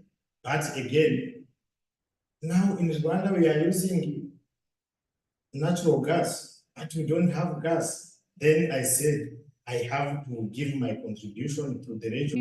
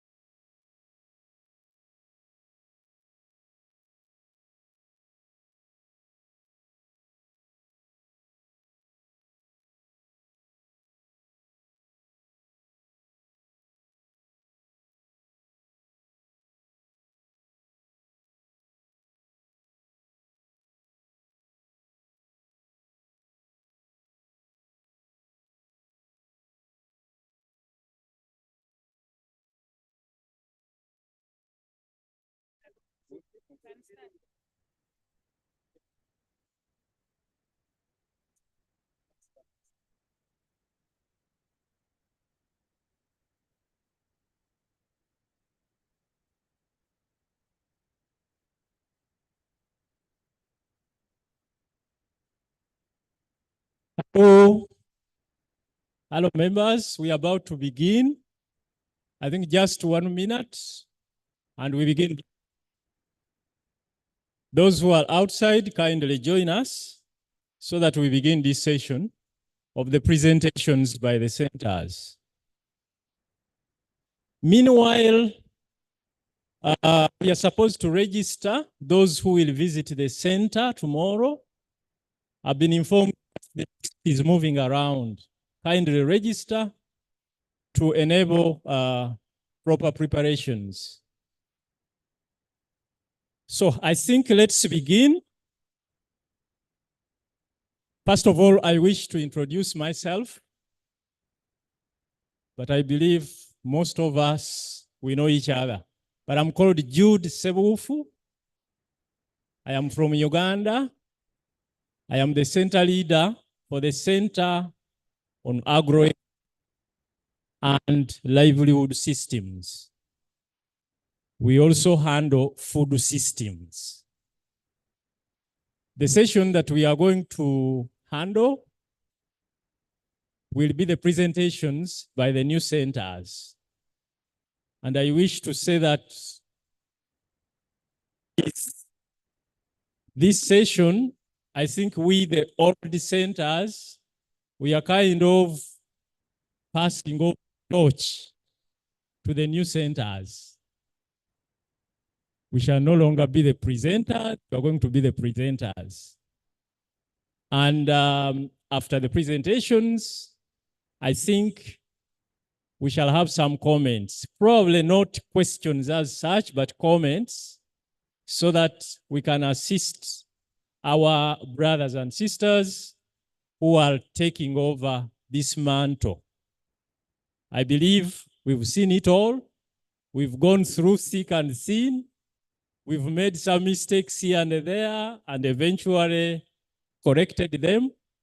So we need to share our experiences to this that they are able to produce the results.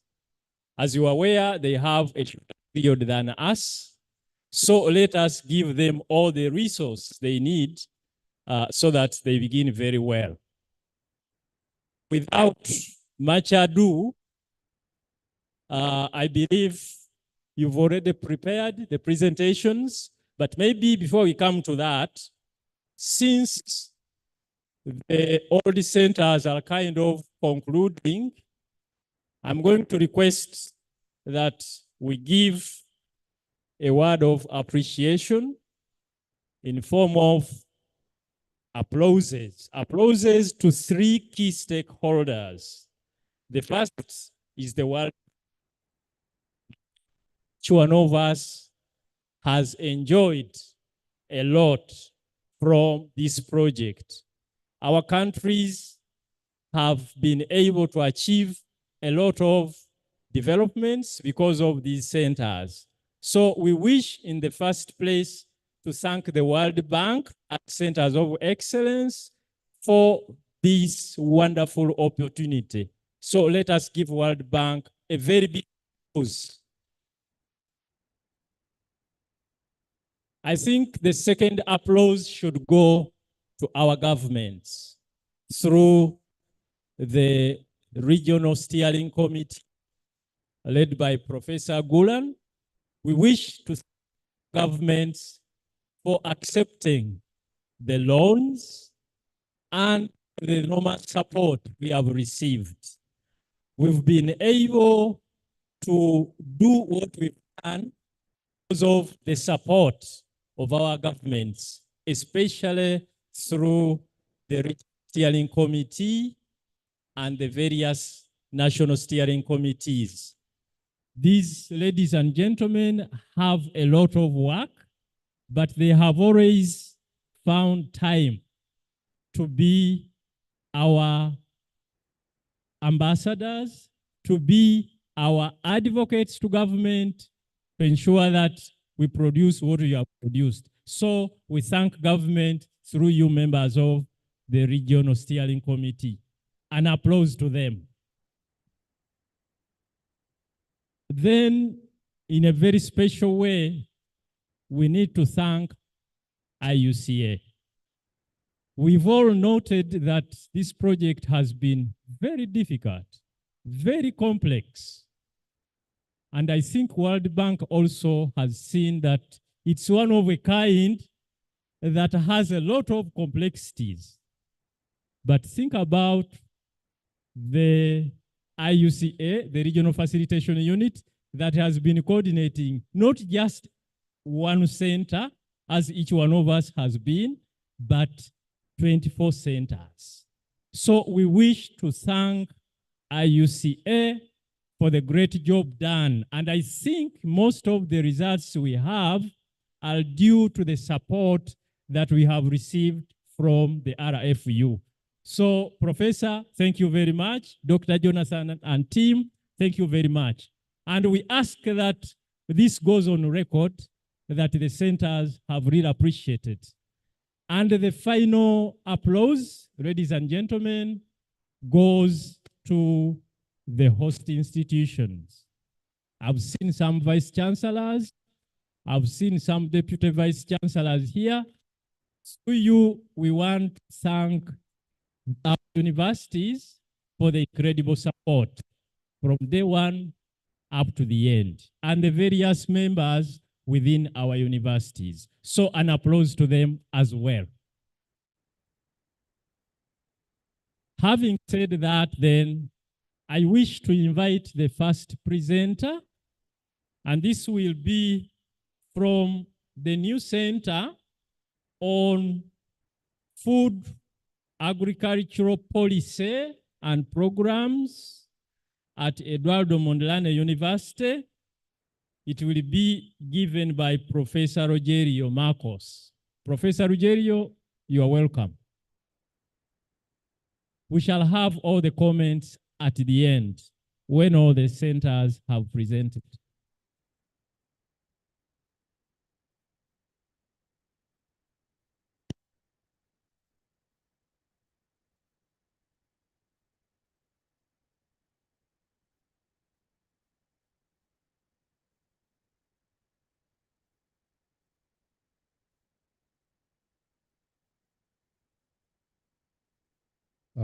Thank you, facilitator, for calling me to here to present the project implementation status report of the Center of Excellence in Agri-Food Systems and Nutrition, the center belonging to Eduardo Mondlane University.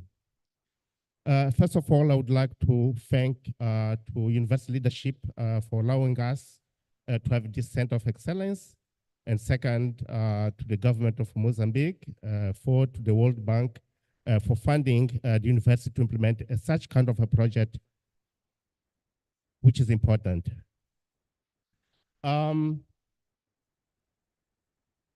So the goal of our project is to contribute for agri-food systems and transformation in Africa, and that will be done through training highly qualified human resources at postgraduate level, master and PhD, but also at non-degree training, but also to deliver high quality research outputs in agri-food systems and nutrition. And specifically, it intends to strengthen applied research to generate sustainable technology and innovations in the region, and also to enhance technical capacity through degree and non-degree training in the region, which includes private sector and the vocational education and training institution in Mozambique.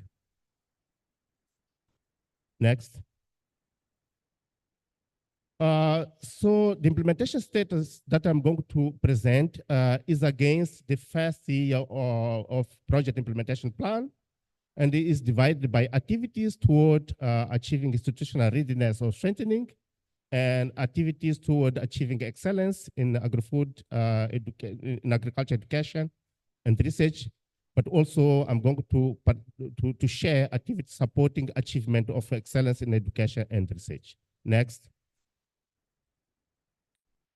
So with regard to first group of activities, which are activities pertaining to address the readiness or institutional strengthening, the activities that were proposed to be conducted, it was to prepare and signature a memorandum of understanding between the university and the center, recruit staff, which is staff critical for project implementation, which include social and environmental staff, financial management, procurement, and monitoring evaluation.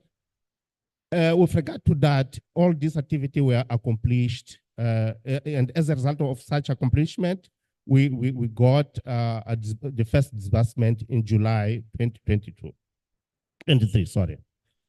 Other critical activity for readiness is the participation in biannual National Steering Committee.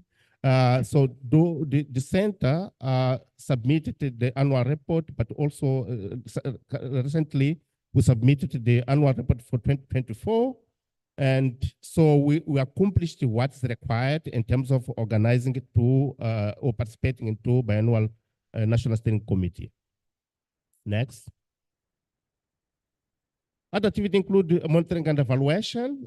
This activity which is in progress, but we are doing it, and we have advantage that we participate in some of the training to ensure that we are able to conduct with success the monitoring on the evaluation of the project. Other activities, internal and external auditing. This activity hasn't taken place, but it's going to take place at the beginning of next year between January and March. Other activity is an advisory board. So we think that for us to succeed in implementation of activity, we need to have an advisory board or council, we call it center council, which is going to help us in terms of implementing that activity, ensuring that we implement successfully the activity. This center council will include all the faculty leadership which are participating in implementation of the project activities. So we think that it will be one of the ways to help us to ensure that we will implement activities without a lot of problems. The eighth one is to design salaries and incentives for lecturer and research. To do that, we developed a regulation as a center, and this regulation was submitted to University Unity, which we call the Scientific Directorate, and they did the appreciation. So this is the regulation that we're going to use to design or implement the salary incentive for staff, for people which they will be involved in supervision, people that will be involved in fundraising in different faculties. So we need to come up with incentives. Thank you. Next. With regard to the second category of activity, which is excellence in education and research, we managed to bring students to university, or we managed to make a call for providing scholarship to students of Mozambique and from the different countries in Africa. And on the left side, you can see the table of the different groups of students that we got. We have the Mozambican, which is around 124, but also we have other countries which they will be part. They're getting scholarship to come to study in our university, where countries like Malawi and Tanzania, they have the highest number of students coming, and the Lesotho and the Zambia, the lowest numbers. But those are the different numbers of students that we are going to receive to come to Mozambique to do master's and PhD in the agro-food system and nutrition programs that the university offers. These students, with regard to their origin, we can see that 55% are national and 45% are regional. And those students are aggregated by gender, where we have 57 males and 43 as female. Next. This chart show the distribution of PhD and master students that they will be coming to do master and PhD at our university. For PhD, we have a total number of 57 students that are coming. And from these 57, we have about 25 female and about 35 males. And with regard to regional distribution, we have 10 females from the region and 24 males from the region. With regard to master students, we have 131 students, of which the females, they have a total number of 57, and the males, the remaining number. And from all total number, 23 are female and 23 are female from the region and 29 are males from the region. Next. I think this, you need to, and I think there are other information which is not coming. So this table shows the different programs that are being offered. It's unfortunate that table can't show completely, but the program that the university is offering at master's level include plant breeding and seed systems, climate change and agrarian systems, agriculture economics, plant protection, plant production, soil and water management, rural development, food technology, climate change, agriculture, sustainable agriculture, amongst others. And the numbers that we get in the left side, they represent the number of students that will be being trained in each program. Next. With regard to PhD students, the total number is 59, and they are distributed over 4 programs, which they include management and agriculture food policy, in number of 10 students, the PhD in agronomy, 24 PhD in food science and technology, 13 and bioscience in number of 12. Next. Continuing in institutional strengthening, so we have one of the activities, infrastructure, rehabilitation, and maintenance. With regard to this activity, we're still in preparation, which included the procurement plan submitted to the World Bank, but also we developed bids which are being uploaded to the World Bank platform we call STEP. The other activities to equip laboratory. With regard to this activity, we are at stage where we are finalizing the preparation of technical specification, which will follow the preparation of bids for acquiring acquiring lab equipments. To equip IT rooms, with regard to this, we have launched the bids to STEP, and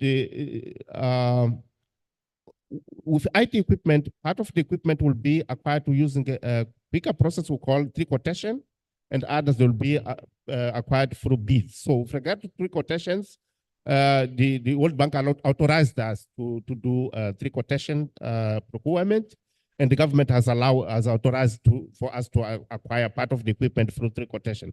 But others, they are going to use through bids, and also the bids are already launched on STEP. Other activities to procure vehicle. Back, please. Back, please. Back, please. Procure vehicles. And for these, the bids also have been launched on STEP. Other activities, equip offices. With regard to this, also, we're going to do through pre-quotation and normal bidding. The pre-quotation also were authorized by government, the World Bank, and we're going to do it very quickly. And the bids were placed on STEP this week. Next. The other activity, staff capacity building. With regard to this, we have been benefiting from different capacity building of different staff, particularly the ones which are involved in project implementation.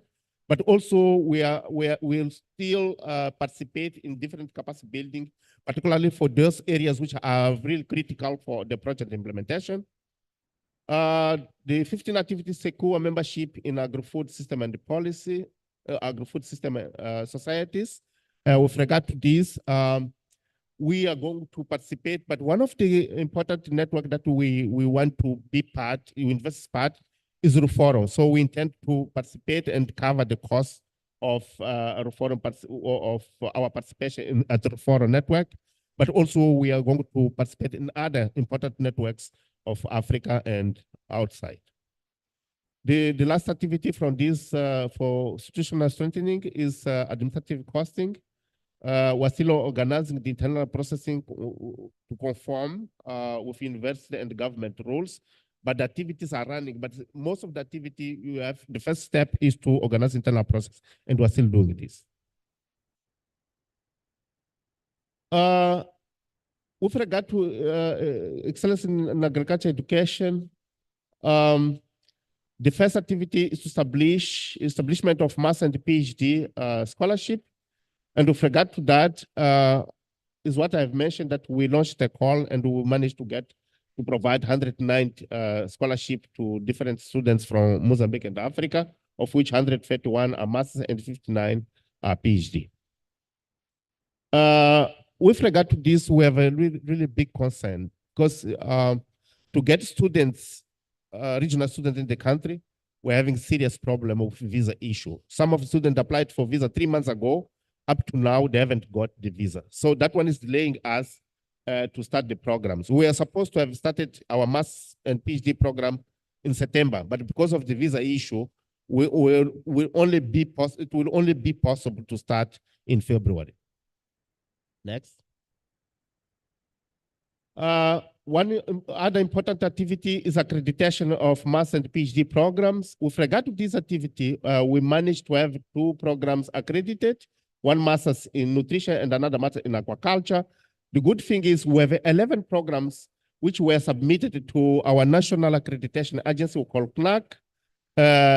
Those programs, according to interaction that we do have with this agency, is that they will be evaluated externally during this month, and the reports and the process will close until February, which is really important for us because some of these programs, they can't start before they are accredited. And we have advantage that the director of external accreditation is part of a regional steering committee, which is Prof. Mataruka. I think it will help us speed up this process. The 8th activity on excellence in education is library update. With that, we have been interacting with Elsevier so that we can have access to the most updated journals and ebooks. What we need for that is that to pay. The discussion is ongoing because the cost that Elsevier provided to us, it was very high. So we're discussing so that they can lower a bit. The 10th activity is development and implementation of leadership course. This activity hasn't been done, but we plan to do it at the beginning of the next year. Design research project for funding. With this activity, good thing, we wrote 2 projects which they were funded, but also we are planning to do to submit 2 big grants between now and February, and we're working on developing this project proposal. Next. With regard to implementation of short courses, we managed to run 4 short courses in August, 1 course in RStudio, 2nd course in proposal writing, another advanced statistics and experimental design, and 4th one in academic writing skills. The numbers in left, they show the number of people which participated. Those courses were offered through online in collaboration with Ruforo. So we managed to train numbers that the system was able to collect was around 9,655. But because the system was not able to take more than 2,500, others participated in the training through YouTube. So those ones were not able to count them. But in reality, we got more than 10,000 people participating in this training. And the country which participated in the training were in total of 48 countries, where countries like Kenya, Uganda, and Mozambique were leading in terms of people which participated. The number which I show in these graphs are 4,530, because some of the participants, they participate more than one time in different courses. And because of that, Technopolis said that people which they participate in one course, they don't count when they go to another course. So the chart that we're showing is a chart of the number of people which they participate, they're counting at least once. But in reality, we had more than 4,500 people which participated in short course. With regard to this short course, we are still preparing the report where we want to share the success, the feeling of the participant with regard to short courses, so that people they can get understanding how we did it, how people are feeling about it. The good thing, we feel somehow happy because we were able to train people from different countries in Africa, which leads to our major goal, which to contribute to agricultural transformation in Africa. So the training that we did, we believe that is moving towards that goal. Next, please. With regard to research teams mobility at national and internationally, we're at the starting point, but we have some activities that are running. So we have people which have been moving to other institutions to meet the other research, as well as people coming to Mozambique. As I am speaking now, there are two teams, one from Sweden, another one from Zimbabwe, which are in Mozambique as part of the process of collaboration and mobility amongst the researchers.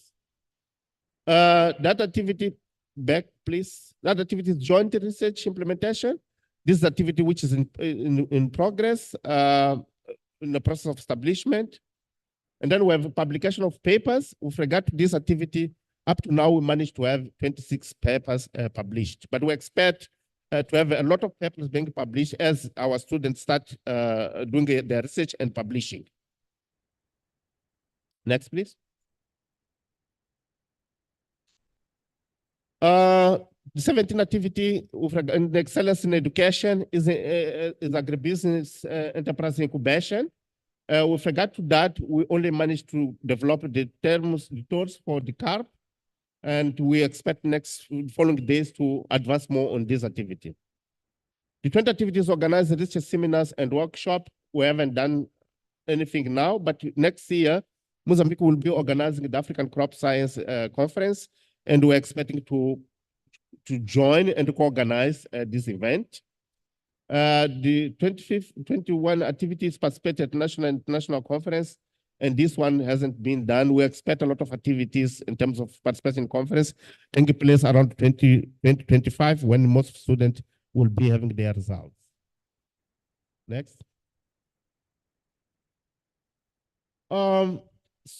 I'm sharing here non-PBC progress and challenge, one about environment and social safeguards.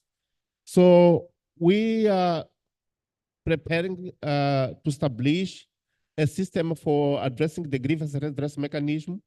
With that, we developed an email where the student they can send their grievances. We are going to organize a hotline and a WhatsApp where the students and other people which are involved in the project, they can send their grievances. We are organizing ourselves to report in a quarterly basis, but we managed now to submit the first quarter report on environment and social safeguards, and we have to do it in a quarterly basis according to the requirement from the World Bank. With regard to financial management, we only got our funds around end of July 23. We still at the stage where we are opening a bank account. In Mozambique, to open a bank account is a really long process. So we still don't have our bank account open, but we expect to have it open maybe in some weeks or months' time. Yeah, and because of that, our financial management is being done through COSOJET. Can you go back again to the last slide? I think it was not back. Back. Back? No, not this slide. Before this slide. Yeah. So one of the things that also was somehow a lot for us is that our communication World Bank is it follows a very long route, which sometimes it delays some of the requirements that we put to the bank, because we have to, me as a center leader, I have to write to my VC, which makes sense. And then the letter from the university leadership has to go to the Minister of Higher Education. And from the Minister of Higher Education, it has to go to the Minister of Finance. And from Minister of Finance, it has to go to the World Bank. That one makes that some of the process, if we have anything to request, sometimes it can take even 3 to 4 months, the information to reach the World Bank because of this long route of communication. So that one worries us a lot. Next. So with that, I would like to thank you, all of you, for listening. Muito obrigado. Asante sana. Thank you very much. Thank you very much. An applause. Yes, Prof, thank you so much. We've given him more time because they are our hosts. Otherwise, something can happen. Thank you so much. Thank you for that. We are going to have the next presenter. As we said, reserve your comments. The comments will come at the end. So we are inviting the next presenter, and that will be the African Center of Excellence in Underutilized and Neglected Biodiversity from Zuzu University, Malawi, by Professor Mavuto Tembo. Prof, you are most welcome.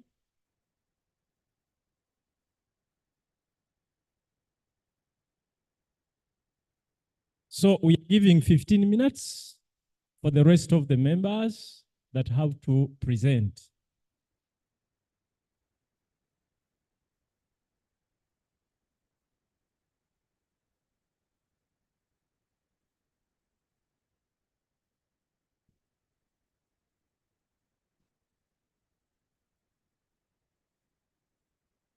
Yeah, good afternoon.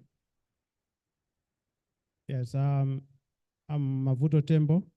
I will take you through the progress, the overview of what the Center of Excellence in Neglected and Underutilized Biodiversity has done.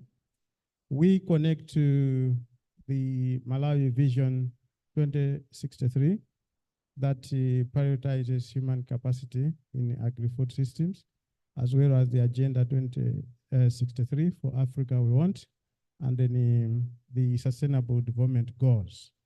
Next.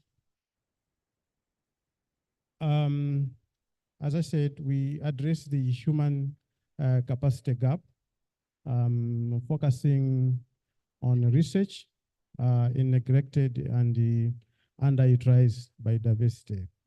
Our strategies are through, we advocate research through research and innovation through the postgraduate programs and the postdoctoral. We also have exchanges that cater for students and staff, short courses, partnerships, and also incubation and the commercialization of products, and teaching, accreditation of our programs, and as well as resource mobilization as core strategies in the center. Next. The main objective of the center is to promote local linkages, regional and international linkages with the knowledge institutions, research institutions, as well as the industry in agro-based food systems. Next. So the center aims at strengthening conservation and value addition Also, enhancement of skills development in agrosystems using interdisciplinary research approaches. And then thirdly, we're looking at strengthening Mzuzu University linkages with the other institutions within Africa and also internationally. Next. As a project, we are guided by the key performance indicators that motivate us. Number one is the National Steering Committee. We are yet to host, to finance one, to support one, because we are 5 centers, so we go in turns. When our turn comes, we'll support the NSC to get the PBC that is amounting to $600,000 US. The next pillar is student enrollment into our PhD and master's programs, and then the quality accreditation for agriculture for our programs within the university. Then we look at the MOU, promoting partnerships, and then peer publications, faculty and student exchange visits. Then we have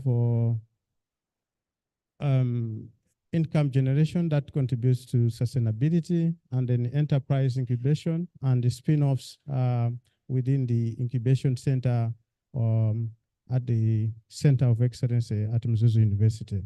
Next. So we have programs in the center that are running, and in each of those programs, we have students who are already on the ground. Some are getting into the university this week as we are here. So we have 5 PhDs programs and then 5 MSc. We look at transformative community development within the Agri-Sciences Department, applied chemistry in chemistry department, and then biodiversity conservation and management in the biological sciences, and then fisheries and aquatic sciences in fisheries department, and then forestry and environmental management in forestry and environmental management department, and then geoinformatics. In built environment, we need to map where these neglected and underutilized species are. Next. So in terms of the milestones so far, between July to October 2023, we have enrolled students based on programs, master's, PhD, students, female and male students. And also we have managed to do some short courses in short term. So generally from our experience, it shows that it is easier to get male students and harder to get female students in our programs. Next.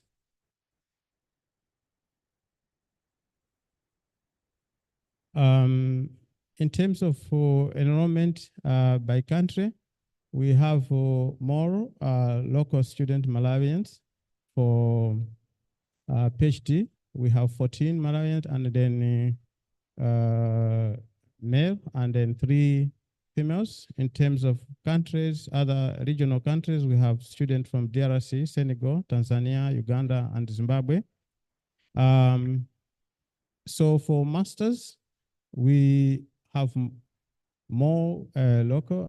We have from DRC, Senegal, Tanzania, Uganda. We received more students from Tanzania. Our experience in other countries, the students have problems to have police clearance certificates, which are a requirement for visa processing in the country. So it takes longer. Some even fail to make it, even though they were admitted. Next. These are the first cohort of students who arrived in October this year, and they are at Mzuzu University. They are being useful contact persons for the new students who are arriving. They take care of their friends and they orient them about Mzuzu University. So life is getting easier with they are coming. At first, we had the problems to orient them, but they are taking that role of supporting other students that are coming now. Next. Regarding MOUs, we have done 8 out of 7, which are fully signed. We have several that are underway. We hope if everything is done by mid-December, before we close for Christmas, we will have more MOUs done to meet our target of 17. Next. In terms of the publications, our target in the work plan was 34.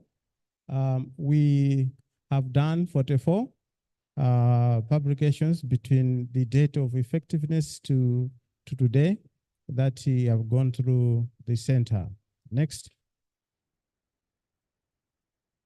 On exchanges, we plan to have 103 exchanges locally and regionally and also internationally. So far, we have done 16 regional exchanges and then 0 national exchanges.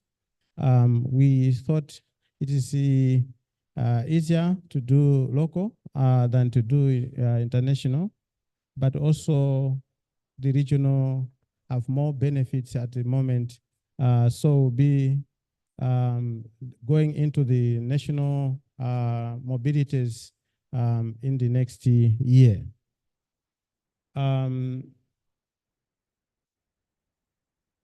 Yeah, you go forward.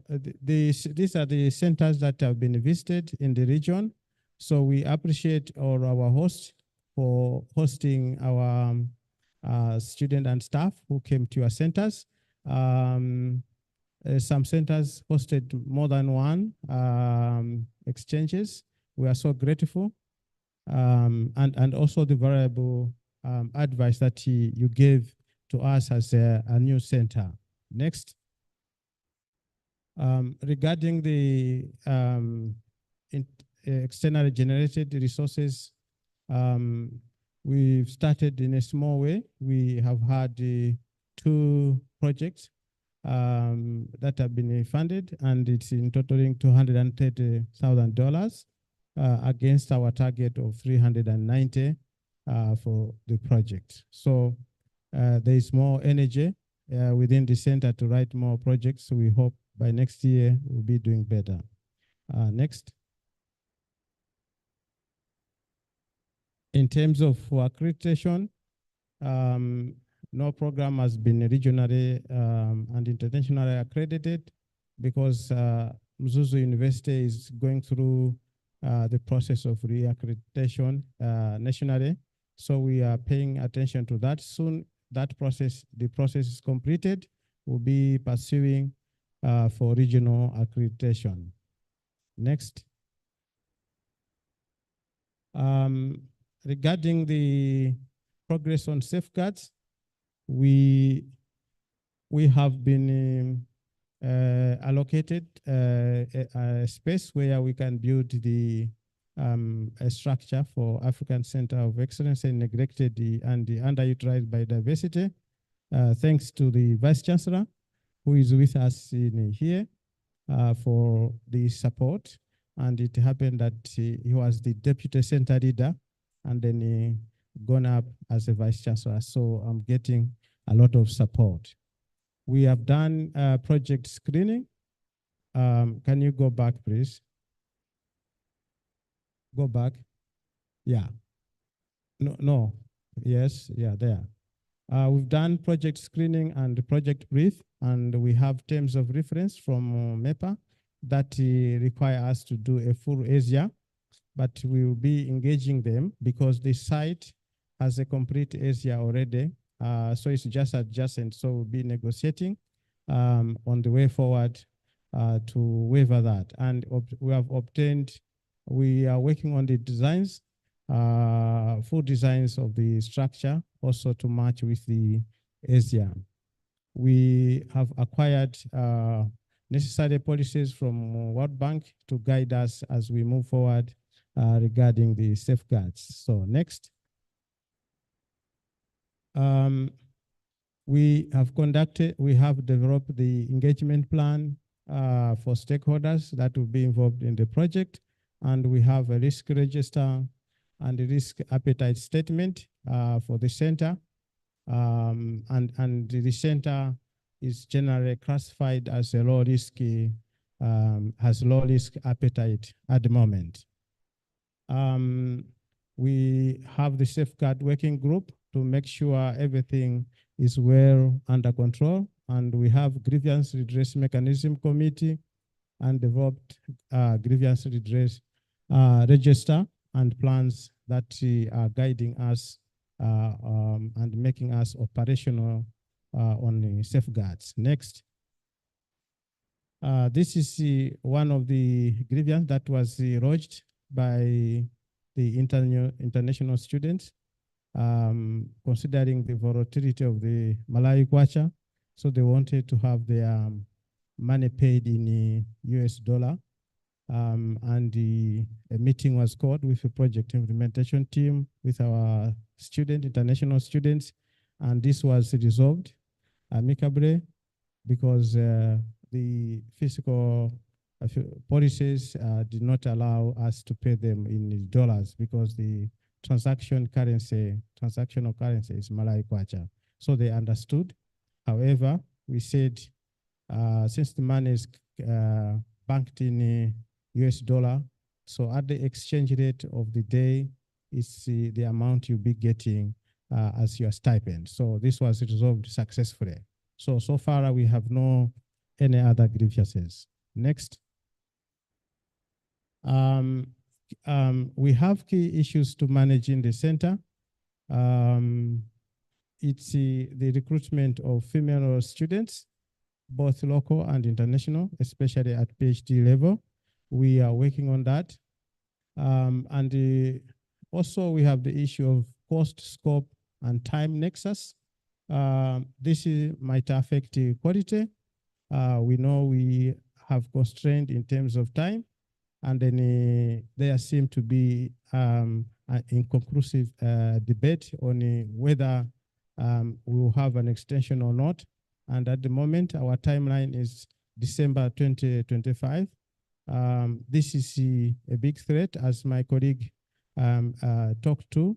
So from the morning session, I think we will be engaging with the government to make sure this is well managed at the moment.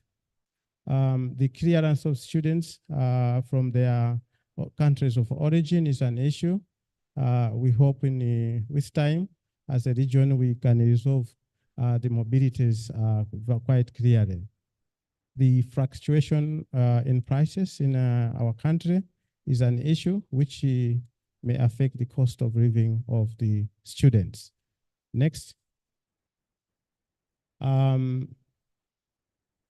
Key support that we have received as a center, we acknowledge ISEA. They have built capacity of us in communication, finance management, project management, internal audit, procurement, safeguards, and so forth, leadership. We value those trainings, and also linking us with the old centers who have been very central in capacitating us is a wonderful and amazing thing. Mentorship, we value it, and then public and private sector support, we enjoy it and value it as a center. We've received a lot to guide us where we should go next. The Mzuzu University, especially the Vice Chancellor, willingly gave us autonomy to function as a center, and I do not have interference from his office on the matters of the center. that is the exceptional support I'm getting from the Vice Chancellor's office and his management team. And next. The post-World Bank issues that we are considering is to continue, as others have said, the short courses, consultancies, engagement with Malawi government, line ministries, also creation of the think tanks in proposal and grant writing. We are also looking at institutionalizing the Center of Excellence, local and regional international accreditation is an agenda that we'll keep on pursuing as a university, and also incubation, spin-off, and commercialization of products that research and innovation will be generating, will be our focus as we move forward. Also learning from the odd centers, we will, I think, be very cautious and be engaging as much as possible with the odd centers which have experience. Next. Thank you very much for your attention.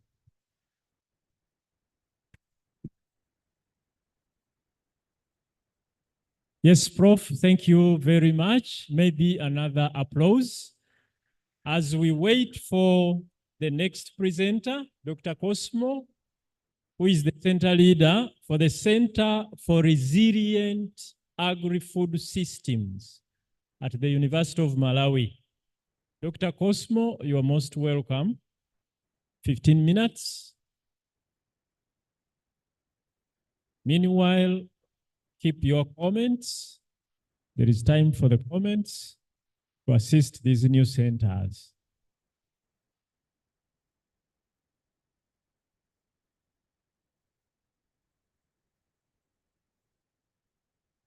Thank you very much, Director of Ceremonies. May I have the presentation? My name is Cosmo Gongondo. I'm Professor of Hydrology at the University of Malawi, and I also lead the Center for Resilient Agri-Food Systems at the University of Malawi. So I'm here to present progress on the center between November 2022 and 2023. That's my general outline. I'll provide our objectives and strategic arrangements, key gap areas that we identified, the implementation plan, progress, partnerships and linkages, revenue generation externally, and also lessons learned so far. So the objectives of CRAFS is basically to strengthen research capacity and capabilities in Malawi to carry out impact research that leads to resilient agri-food systems grounded in science and technology. Just a background, UNIMA is coming from a federation of colleges. So far we have, some of the colleges have attained in university status. One of them, the recent ones are KUHES and Mobas de Camus University of Science and Technologies. So we are still a young university, although the oldest in Malawi after the winning of the other colleges. So in the previous system, we could not offer programs that are related to agriculture. But now with the new status after the federal system was reorganized, then we are now free to offer agriculture-related programs. So our strategic alignment is that CRAFS responds to the calling for promoting UN Sustainable Development Goals, mainly SDGs 1, 2, 4, 3, 4, and 13. And we also support Malawi's development blueprint, the Malawi 2063, especially Pillars 1, which is on agricultural productivity and mechanization, and Pillar 2, which is on urbanization, and in a broader framework, the Africa Agenda 2063 strategic framework. Next. So our key gaps, basically, we have those 4 key gap areas. One is addressing high post-harvest losses and limited capacity in food science and value addition. We have got a lot of smallholder communities in the highlands of southern Malawi where this is happening a lot, and we would like to address that. And there's also weak information systems, data analytics and use. whereby we have a plethora of data that is just archived, but it is not being used to inform the national development process, especially agricultural productivity. The third one is limited contextualization of climate models and early warning systems to inform agricultural productivity. Then the fourth is limited information on farm scale water availability and soil nutrition. Finally, there's low community resilience and adaptation to climate variability and adverse effects. Recently, we were hit by a heavy cyclone, and communities were basically left stranded with not much to lean on. And there's also insufficient community action, research, and innovative efforts. So our key gap areas are these 5. Next. So our approach is multidisciplinary. The center is on paper domiciled in the School of Natural and Applied Sciences, but it covers a multidisciplinary approach where we have got staff with various disciplines, capacity building for project staff, as well as recruitment of postgraduate students in various multidisciplinary programs. We are talking of over 21 programs at the University of Malawi, which are related to agriculture. And we also take a multi-scale approach in advancing industrial linkages with both private and public sectors, and also engagement with the local communities, especially in agricultural extension. Next. And these are some of our implementation approach: development and implementation of collaborative research and education programs, training new cohort of researchers, developing and implementing capacity building initiatives, strengthening agricultural systems, and also improving agri-food systems. Next. So this is the progress this far, according to the PBCs of the ACE additional funding, ACE2 additional funding program. The first one is we noticed that there is a shortfall in infrastructure to house postgraduate students. So we are planning to construct a PG complex, and we did some EIA bidding and contract award and construction. That was the planned activity. So far, we've done the EIA, which has been approved by the national authority, which is the Malawi Environmental Protection Agency. And that is part of institutional readiness. Procurement of research equipment is ongoing, but we have now a center vehicle to facilitate mobility. Development of a new curriculum, this is also ongoing, and we have so far facilitated the revision of 2 postgraduate level programs, our master's program in mathematical sciences and Master of Science in environmental sciences. Under development are other programs like Bachelor of Science in data science, PhD in food and nutrition, and so on. These are under development in advanced stages. Student enrollment, we advertised, shortlisted, and recruited. So far, we have recruited 3 MSc students, 2 females, and 7 PhD students, where we have got 4 females, which is a bias towards the females. To us, it's a plus, because it is quite difficult to attract female students. And we'll be getting a new cohort of students from as far as Cameroon. Most of them are females.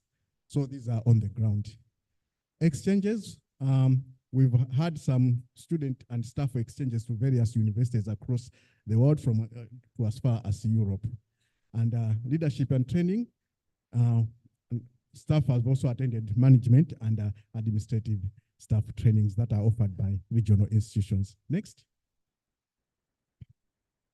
But joint publications, we have so far generated over 24 international publications. Many are still in the pipeline, in the publication process, and 15 of these are with regional and international collaborators. And partnerships, we have established a total of 4 research networks, and overseen the signing of 3 MOUs with the private sector.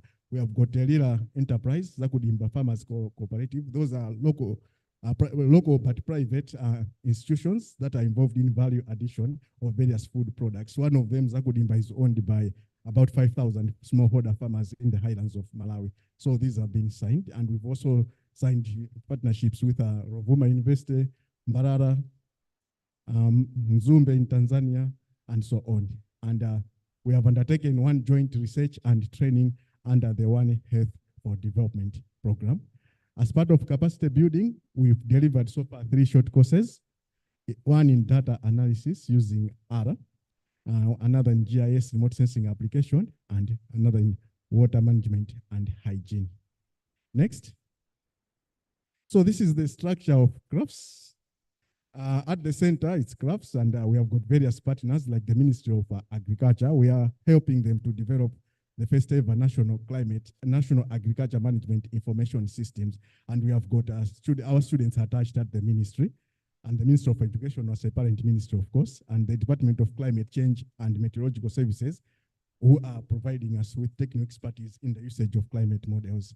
And at community level, we have got also those partners who are doing various action research-oriented programs.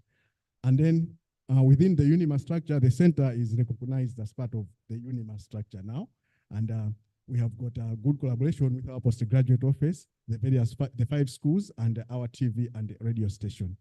And research organizations, we are working with Vumbwe Agricultural Research Station, which is a horticulture research center in southern Malawi, and also the National Commission of Science and Technology. And then we have got those academic partners as well as innovators at community level. Next. So these are some of our partners so far, but more MOUs are in the pipeline, and that's just in the final stages. These are the academic partners. Mbarara University, I have next.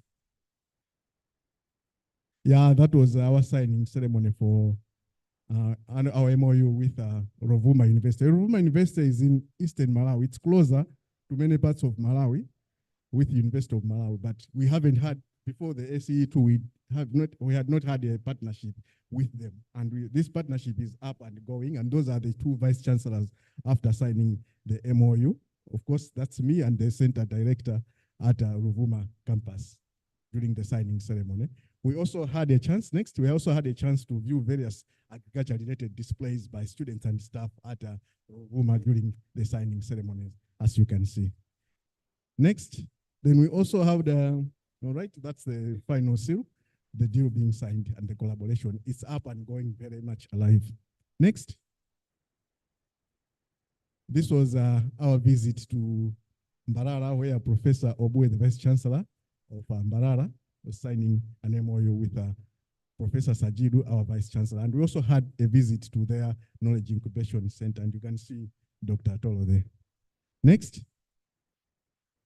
So the short course, this was a regional short course that we ran, a training in ARA and ARA Studio for use in data analysis, forecasting, and so on. We partnered with the University of Cardiff, who have got a considerable expertise in data analysis for forecasting purposes. The target was 40 students, national level, but when we advertised it, we found that we had to accommodate over 260 students. To us, that was a plus, and we are running a follow-up physical short course in December, where we'll bring together some of the participants for a more advanced training course in R. Next, we've also done water management and hygiene training, as well as a GIS and a remote sensing practical session. Next. These are our students. Our Mozambican students chose to fly their colors there, as you can see, and they are posing with some faculty members. Next. Next. Yeah, in terms of staff exchange, those are staff exchange to Bath Spa Investor in the UK, as well as student exchanges to University of Oslo. These are ongoing collaborations, and yeah, we are working with these universities. And we've also benefited from capacity building trainings, the various trainings that IUCA has been facilitating. And this was our M&E and environmental safeguards team. And also we have participated in various networking sessions. This was the one global health workshop. External revenue generated, we have got a series of ongoing projects that have come in, and these are the signatures to this program. And one of them is the NOPAD dedicated project, which is funded by the Norwegian government, and we've received that amount. Also, just starting now is called the Basin, where we're looking at various aspects of water resources management through a collaboration of about 16 universities globally. led by the London School of Economics, and that is funded by the IDRC under the CLEAR program. And University of Malawi committed funding is to that tune in terms of in pounds. And the other one is, previous slide, please. Yeah, the AC UNIMA is also part of AC Water Centers of Excellence, project number 3. That's the third phase. We participated in phase 1 and 2. The phase 3, we are finalizing the paperwork, and that is the committed funding that will come through GRAFS. And this is a consortium of over 16 universities across Eastern, Southern, and Western Africa involved in water research. Next. So lessons learned so far. We've noted that there's increased demand for infrastructure, process, and partnerships for better international student support. We feel we can do better, and we're exploring all channels to ensure that we provide better facilities for our international students. And there's also a need for us to constantly review activities in line with the PBCs and earnings so that we don't go astray. And also the joint trainings have, with the ACE centers, have provided us with various insights and valuable solutions. Next. Finally, this is the last slide. These are concerns. Having a single verification in 2024 means the students coming in January, a lot of them, they may not get verified in 2024 because most of them would not have completed a semester or finalized their proposals. So it's a concern. We wish that there were maybe at least 2 verifications in 2024 to ensure a smooth delivery of our objectives. And then the project period 2025, we also feel we're already feeling it that some of the deliverables, well, we have to try our level best, but it's a concern that the project period is kind of short. Thank you very much. I'd like to thank the University of Mondlane for hosting us here. Very nice environment. And the IUCEA for the excellent facilitation, and all colleagues gathered here. Thank you. Zikomo, Messi, Asante, Obrigado. Thank you. Thank you very much, Prof. So now we are going to Dr. Sarah, and I think she's the only one with a soft voice so far. She's from the Center of Excellence in Transformative Agriculture, Commercialization, and Entrepreneurship. So you are welcome, Doctor.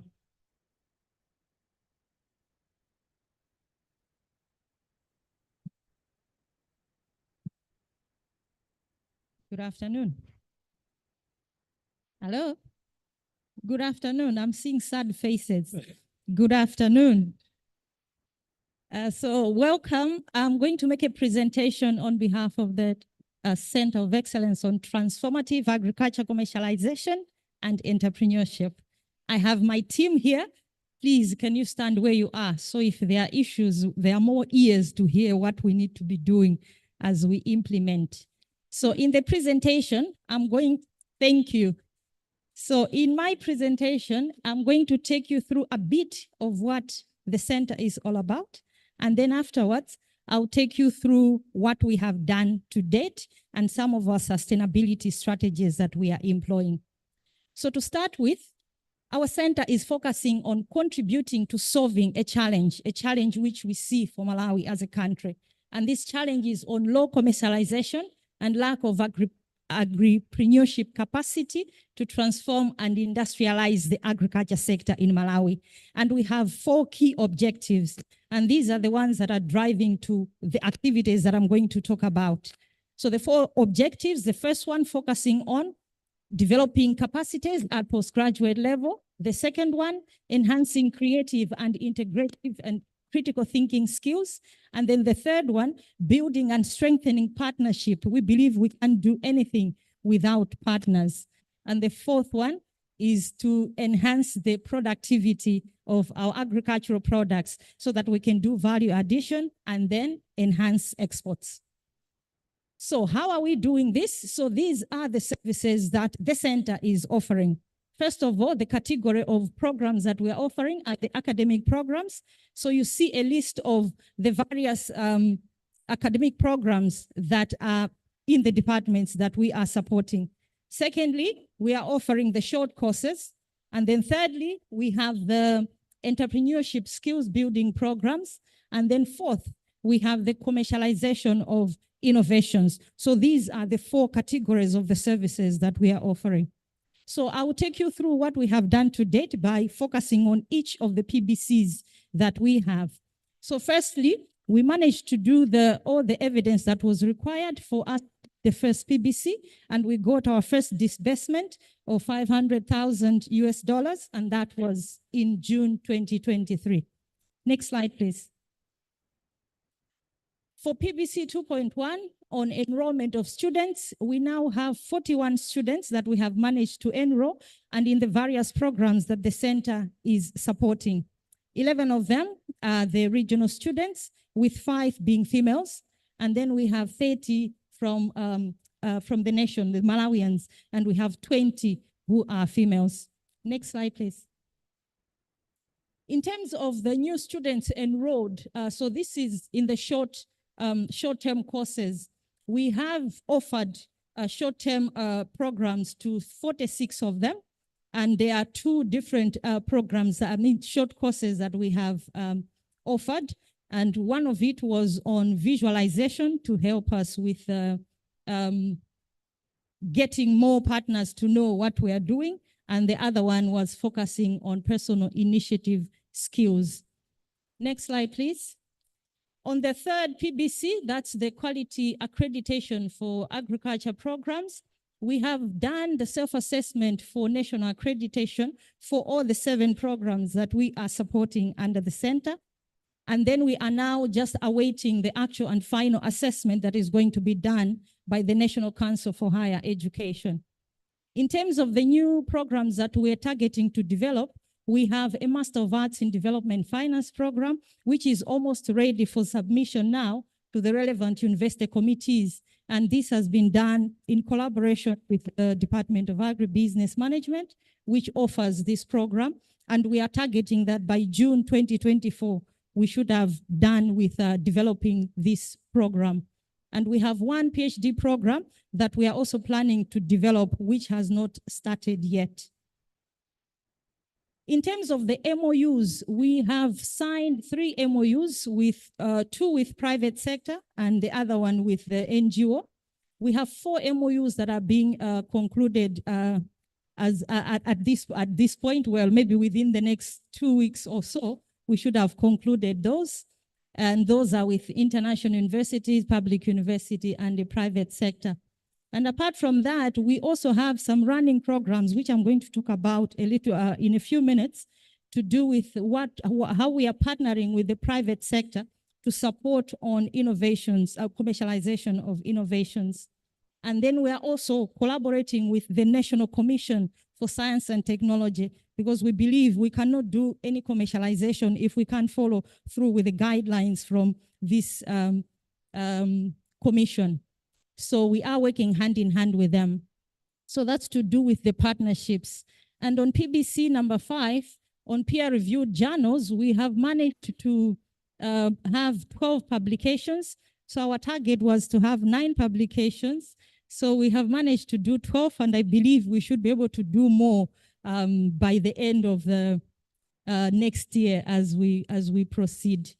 And this has been co-authored by regional and international partners. Next slide, please. In terms of the students and faculty exchange programs, we supported 17 to undergo exchange visits, and we haven't supported student exchange visits yet, because by the time that we were recruiting our students, we literally had to work hand in hand with the institution, because there was a slight delay in terms of when our programs or our school was opening and when we had the students on campus. So we decided not to focus more on them to start moving in the first semester, but rather to do it in the second semester. So our focus was on supporting the staff members to go for staff exchanges. So that's one of our faculty members. I think it was at Stellenbosch. This one, something. So amount of externally generated revenues, what we have managed to generate. As of now, we have managed to have about $25,000, which has already been transferred to our account. But apart from that, we have collaborations with 2 different partners. One, we are going to be having a funding of $30,000 a year for the next 5 years. That's to support the incubation aspects, as well as another contract that we have signed on that we are going to be netting 1,000 for each incubate that we are going to support. And then we also have another one with GIZ, which is about 75 million Malawi kwacha. So in terms of the amounts that we have managed to generate, so that gives an idea of what we have generated. Apart from that, under the MOU with the institution, 10% of the fees that is going to be paid is going to be returned by the center. And that's also funds that are being mobilized by the center itself. Can we go to the next slide, please? So in terms of number of enterprises incubated, we have started, and we should be able to have some incubates who would have products to showcase as early as maybe in the next 2 months or so. And this is because of the partnerships that I talked about. So very soon we are going to have that core on the other side. We have been supported to run an AgTech Startup Challenge for the youth. And we have also partnered with a program which is supported by the EU. It's the Zanchito program. It's at national level. And then we also partnered with a local bank to support commercialization of innovations. So this is just showcasing that the steps that we have taken, and very soon we should start seeing results in terms of incubation. Can we go to the next slide? So apart from those activities, which I only concentrated on those that are related to the PBCs, we also have other key activities that we have been doing, including like what my colleagues have talked about. We have been supported to undergo various trainings by the IUCEA.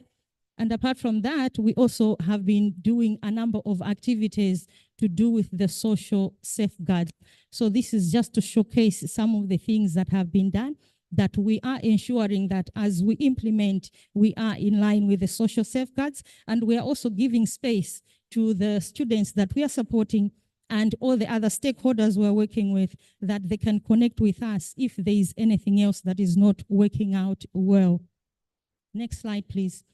So in terms of sustainability strategies, we appreciate, I think, the engagement that we have been having with the order centers, and this is what has made us think through what exactly can we already start thinking about in terms of sustainability as we start implementing. So we have a number of strategies that we, some of them we have already started putting in place, and some of them we're still rethinking in terms of how we can do it.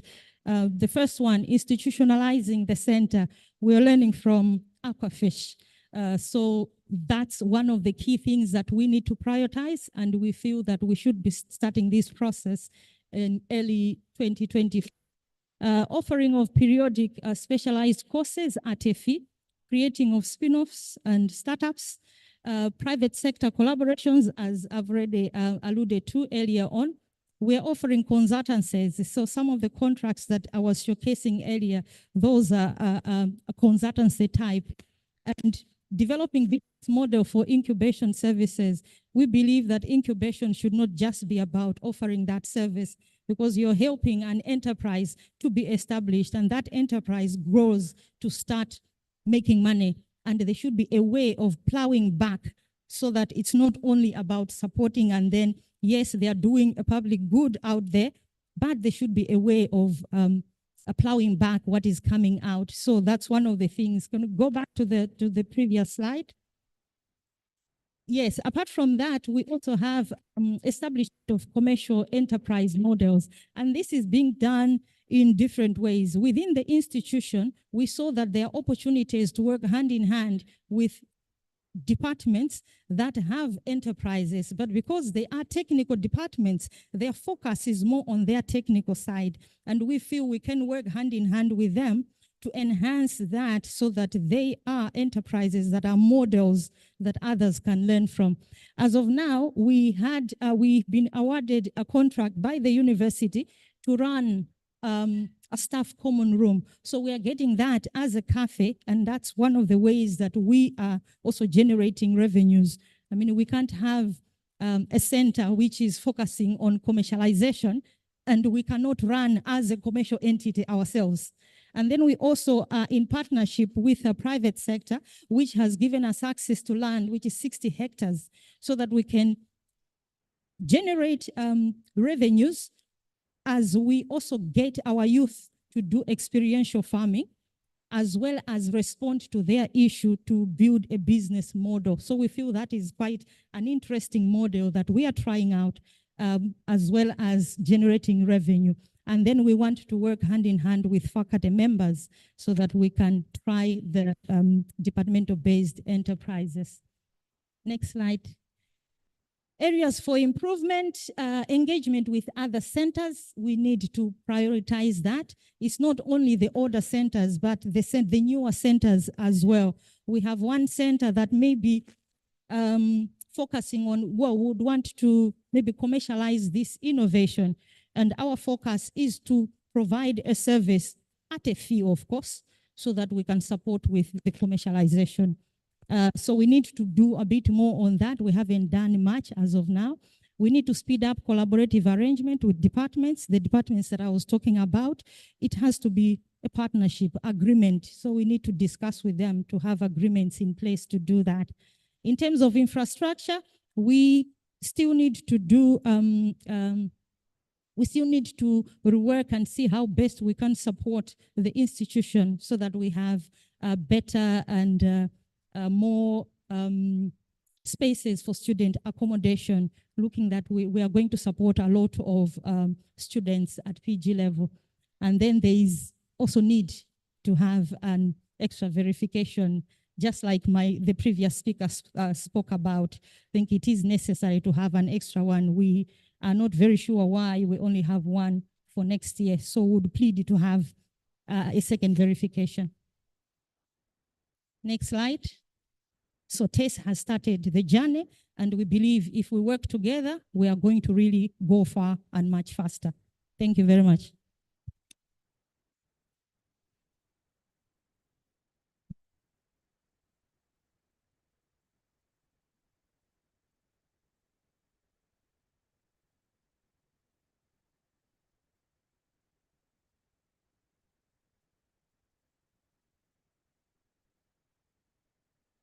Thank you very much.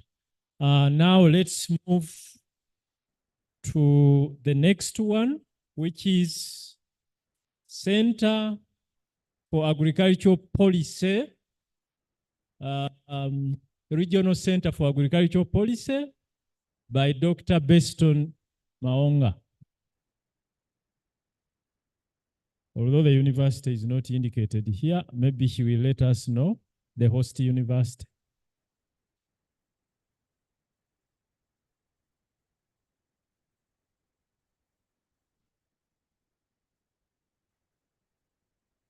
Good afternoon, colleagues. All protocols observed. I am Beston Maonga, leader for Center of Excellence in Agricultural Policy Analysis from Luana Thatsilongo University of Agriculture and Natural Resources. My presentation will be made in consultation with the team members that are here present. We have about 5 members or 6 members here present with us. Yes. Colleagues, you can stand for the team to see you. Upper members, are you available? Yeah, we have those members here. Thank you so much. So my presentation outline is shown here. I'll present the challenges that led to the birth of the so-called APA project. What were the research issues? Then I'll present objectives, implementation and institutional arrangements, then progress on PBCs, then issue of capacity building, training which we attended through organized by IUCEA. I also present environmental and social safeguards, and last I'll present project sustainability. Next, please. So on the birth of APA, the conceptual framework or the concept note was based on, first of all, understanding that there is a problem to do with the low usage of data and the data mining in the region, not only Malawi, but in the region. The second one was to do with the limited platform on agri-food systems, then limited transdisciplinary network and incoherent agri-food policies. The fourth bottleneck of the fourth challenge was poor mindset in food utilization that has been leading to food wastage and food losses in the region. The fifth one, weak regional linkages among actors in the agricultural sector. And the sixth one, we have inadequate stakeholder capacity to address agri-food systems performance bottlenecks.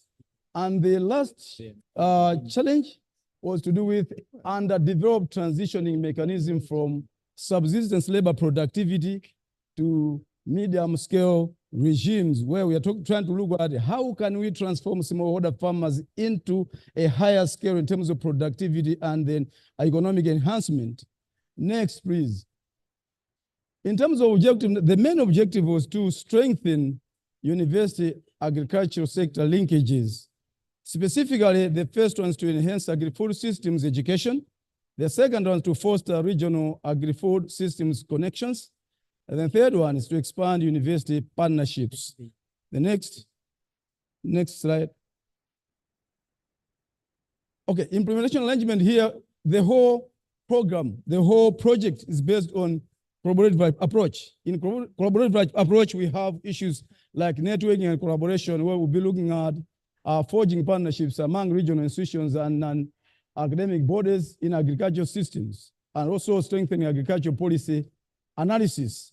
Then we have key strategies like utilizing the collaborative approach in teaching, training, research, and consultancy, joint application of research grants for sustainability of the activities. Then we also have engagement platform, where we have lectures, symposia, meetings like this, and conferences and workshops. Then lastly, we have information and resource exchange, where we are fostering the exchange of information, teaching materials, as well as resources to help us move ahead in the project. Then we have institutional arrangement, where here we're just trying to show how APA tends to connect with its surrounding partners institutionally. So we have there, for example, we have national partners, we also have regional partners and international partners. Then we report to National Steering Committee, and then we have IUCA, which is RFU, and independent verifiers also tend to work with them, was seen by the previous verification exercise. And they also have the World Bank, which is there. Next. Then let's move into the progress that has been made so far in achieving the PBCs. The first PBC was agricultural ACES institutional strengthening and readiness. Here, all the necessary conditions were met, and including the meeting, participation in the meeting, which was organized by National Steering Committee, we made that. And then the next one, which is after that particular first PBC, that's when we were able to, we qualified to receive the first disbursement of the finances amounting to $500,000 US. Then moving to the second PBC, which is talking about enrollment of students. I would like us to move to table number 1, which is the next slide, where we are going to show the baseline, the target, as well as the achievement so far to date. So we have this particular table, which is showing, first of all, we are going to look at the regional students enrolled by APA. The baseline is shown there, but our achievement is going to be on the very last column, where we have 15 out of a target of 32 at master's level, where 10 of them are females. Then moving to PhD, we had a target of 8. We've managed to get beyond the target. Maybe the estimate was a bit lower. So we have 10. In terms of girls, we have 3. For short courses, let us be honest that we have not tackled that one yet, because we wanted to concentrate on the PGs first, looking at the resource package that we had or so. Then moving on to total number of students combining national and regional. The target was 18 masters. We have so far achieved 78. Then 28 of them are girls from a target of 40. For PhD, we so far managed to recruit 17 in total, with the females 6 in that particular order. For short courses, and it's indicated already, we have not yet started looking at that, but we hope by July next year, we'll see tremendous progress on that particular aspect. Next, here we have PBC number 3.1, which is quality accreditation. So far, our target is to have 10 academic programs accredited, 8 at national level, 2 regional level, and 2 at international level. So far, we haven't achieved any program in that particular order, but we have new programs which have been introduced.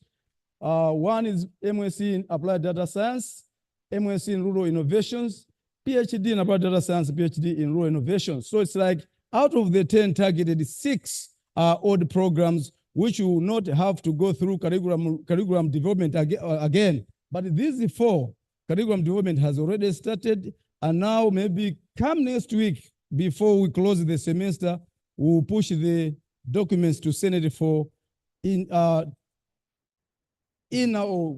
we say safe assessment, which is going to be approved by Senate. From Senate, that's when we're going to push to national level, which is National Council for Higher Education, and thereafter we'll push to maybe regional and international. But so far here, the 4 are new, the 6 are ongoing. We are going to pick from them, from the Department of Economics, Agriculture and Applied Economics, and the Department of Extension. These are the 2 departments which the project is tackling in terms of its implementation arrangement.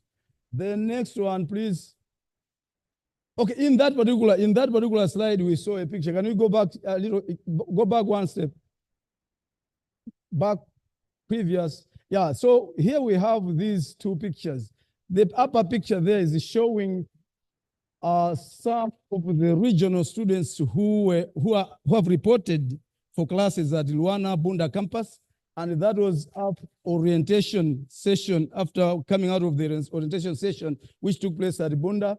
While the other one, it was departmental meeting on curriculum development. We are looking at there. We are trying to finalize the curriculum in applied data science, MSc in applied data science, PhD at applied data science. Next.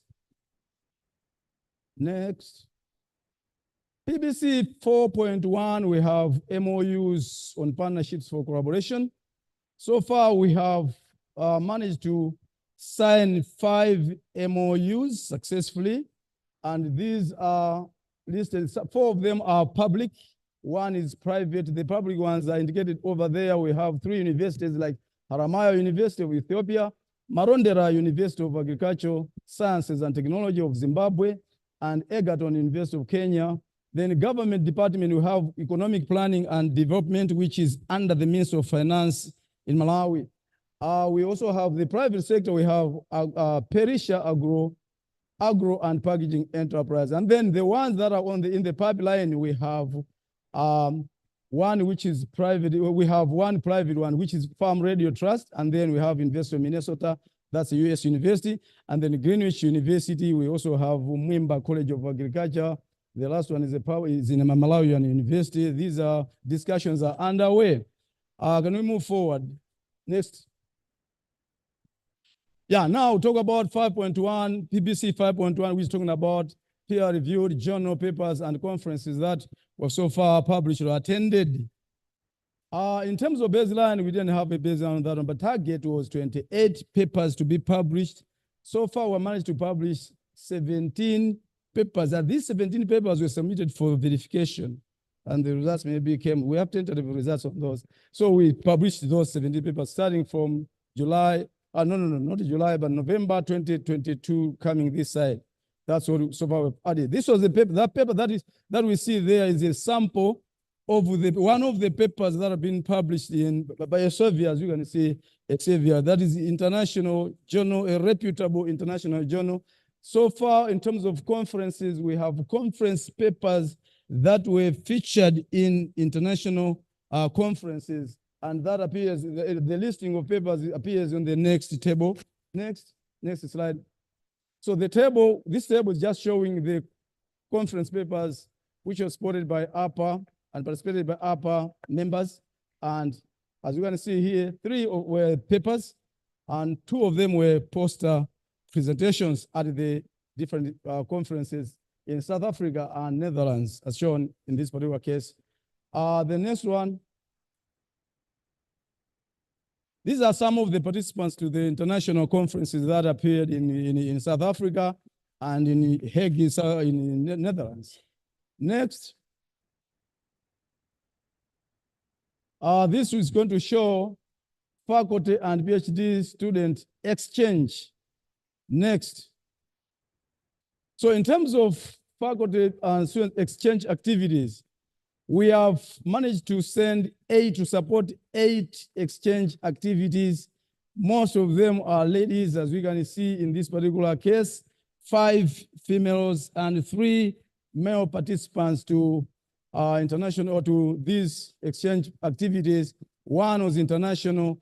All of them were, the rest are regional, but all of them was at the level, in terms of level, with student or staff, were staff because students were in class during this particular time. So we didn't want to disturb students at this particular time. But the next semester, after now organizing ourselves, looking at how programs should be done, especially on the PhD students, especially those doing PhD by research, we'll have to send some of them for exchange activities, definitely.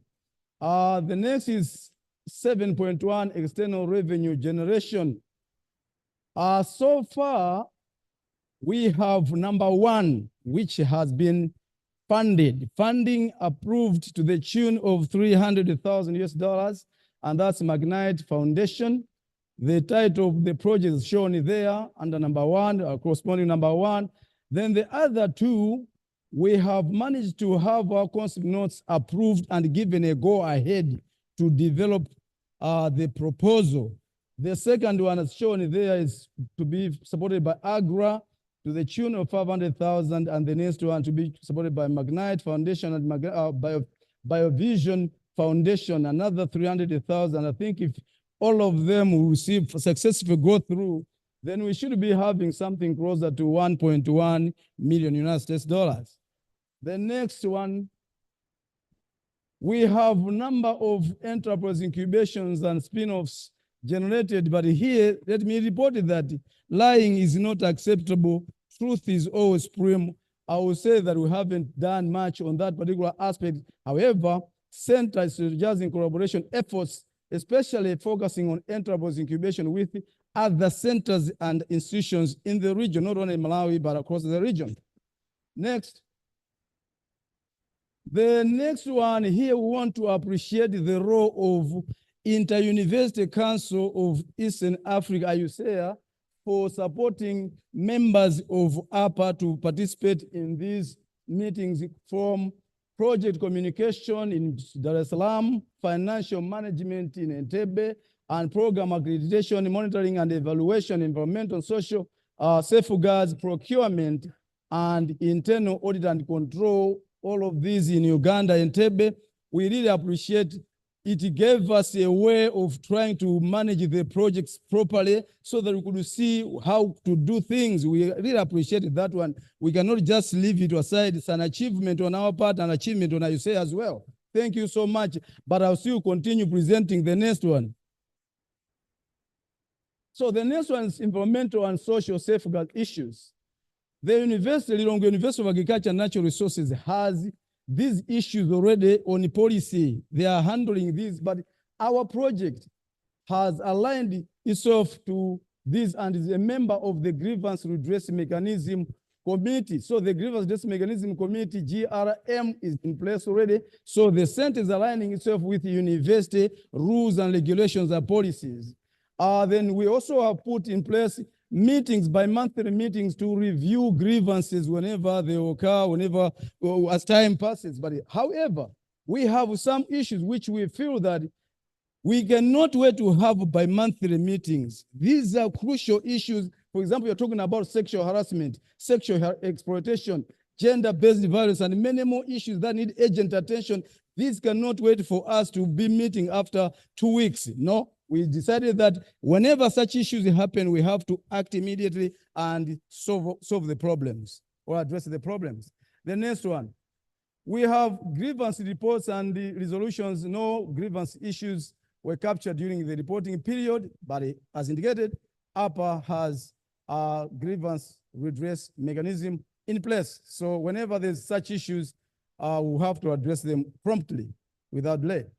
Next, project sustainability. That will be probably my last, if not last, but one slide.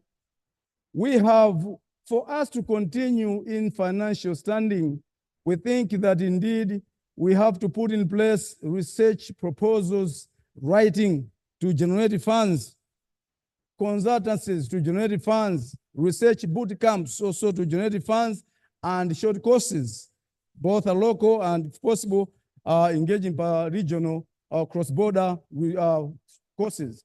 Then we have institutionalization or mainstreaming of the project into the university structure. This thing was already conceptualized during the proposal writing because we have Center of Agriculture in Research and Development, which you call CADI at Bunda. We'll try to follow that arrangement and make sure that this center is also institutionalized within the Luana structures for sustainability.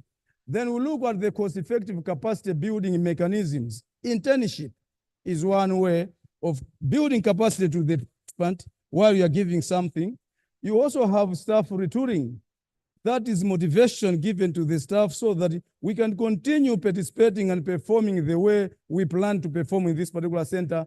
There's also an element of promoting volunteerism. Let's try to promote volunteerism. We receive volunteers from abroad, but many few from within Africa to say I've come as a volunteer in your country. So we want to try to promote that one to sustain activity that we have.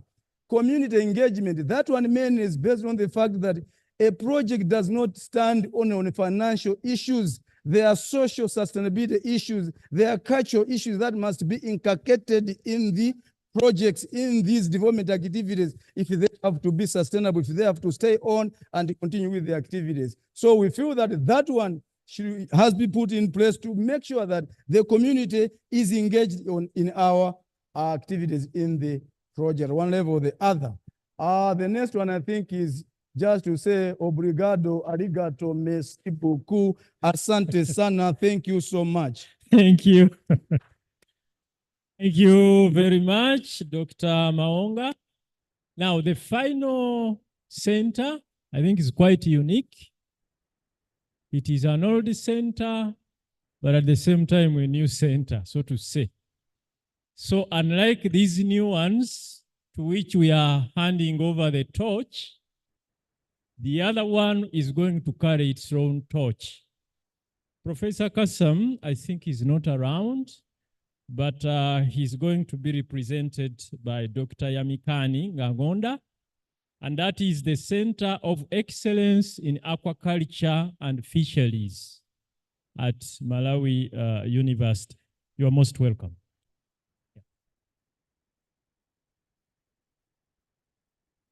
And congratulations for having this project also. Good afternoon, everyone. Good afternoon, everyone. My name is Yamikani, and I'll be presenting on behalf of Professor Kassam. And our center is indeed unique, and we'll touch a bit on what has happened on the previous, or rather, the parent project, and then we'll touch also on what is going on within our new project, the additional financing.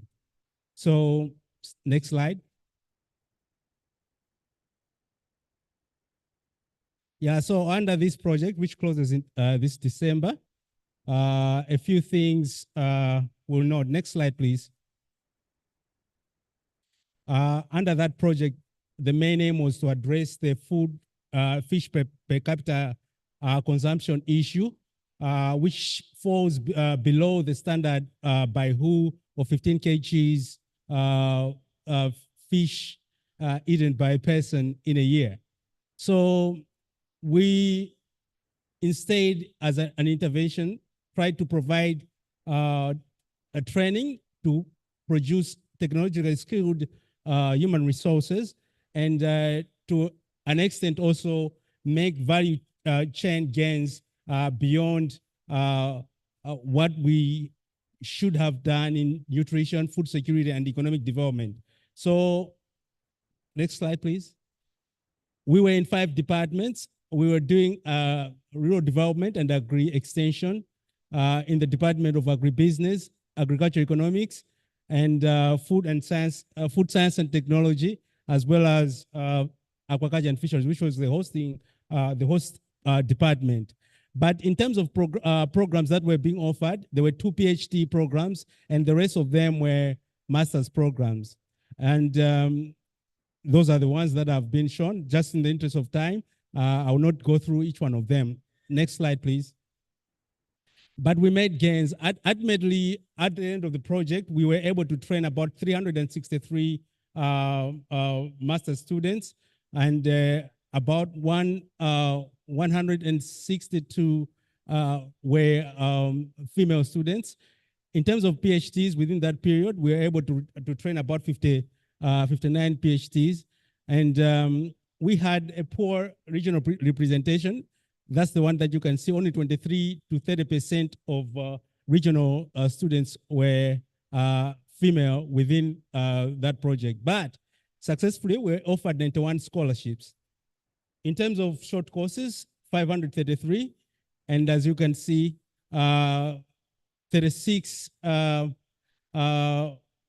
individuals or participants were actually from the region, of which 14 were female.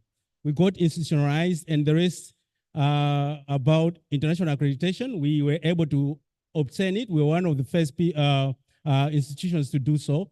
At the end of the day, we also had 12 partnerships built, and 1 private sector representative in terms of our MOUs we signed with the Malawi Foods Company, which is called Madeco. We generated about 1,840,000 US dollars within that period. And publications, we reached 84 papers within that period. As you can see, that's basically our successes in a nutshell. Next slide, please. So we also reached out to ensure that we worked with the university, the Office of the Directorate of Research and Outreach. We gave grants to 4 staff who worked on those areas. We will not go through each one of them, but those were the research areas. At least 50% of them are just about to start publishing. Next slide, please. Yeah, so in essence, we achieved 100% disbursements of the targeted 6 million. And in terms of lessons out of this, despite that we hit the targets, but we had low representation of low MSc at regional level, which affected the rate at which we got those disbursements to us. If we had a good representation, then maybe we would have had a chance that we get it to the target quicker. So poor responses also affected that aspect, to the extent that exchange and recruitment were a bit slowed down. The COVID effect also affected the rate at which we attend those ones. Beyond that, non-student level issues, these were where we got money easily, and the issues of accreditation, issues of partnerships, publications, and benchmarking earned us good monies. Let's proceed. Next slide. We also tried to support infrastructure development within the, because we have space issues, and the increasing inflows of international students meant we needed more room for accommodation, and thus our effort towards accommodation. Next slide, please. We also made sure that, at least in terms of gender representation and general awareness of grievance address systems, we made a campaign within the university and within our partners to ensure that at least people were aware and could report any gender-related harassment issues, and to the effect that at least we should be able to report issues to do with gender. Next slide. So in terms of opportunities identified within this period, we have seen that there's still room for commercialization of agriculture research, including integration systems, which informs the new project that we'll be talking about in a bit. Demand for PhDs is still there. We have a lot of PhDs coming to Luana through center activities, and as you might have seen in terms of what we have achieved. We are thinking as well to say digitization of projects should be done. We should be able to go towards a space where digital platforms are being inculcated into our planning and our work. Issues of industrialization as well. There's demand for technology, at least to ensure that there's improvement in production systems that we have. So also to ensure that at least we grow the value chain businesses that are there. Partnerships to support private sectors. I think there is a drive on our end to ensure that SME development forms part of the long-term vision to ensure that at least at the end of the day, we have a growth in private sector representation. One of the issues that was mentioned in the parent project was we have poor private sector participation. In the new project, this is likely about to change. Let's move to the next. Yeah, so sustainability issues. We are winning a number of projects. The Norwegian government funded through the Norwegian University of Life Sciences recently 4.4 million NOK to ensure that at least we implement a new project, which is a new program under the Aquatic Animal Health program, which is a regional-led program. Thanks to the regional thinking that we built within the center, this is a possibility. A number of universities within the region have come to support that, and to the extent that we have representation at regional level, that have improved to about 50% plus. We also have to continue that have worked. Some of the partners were not very proactive, so those ones will be dropped and work with those that were very active and helped us in a number of ways, including issues of accreditation. So we also have to continue with grant applications. We cannot relent on that front. Let's go to the next slide, please. So we can skip this because a lot of lessons learned that have been given include those issues to do with M&D, our linkages to the Director of Quality Assurance, PG Dean, who is here with me. I forgot to mention Professor is among us, and he's the Dean PG now, and is also supporting the research elements on the new project that will be presented soon. So we're also saying that ICA works on our side. We got so much support from ICA.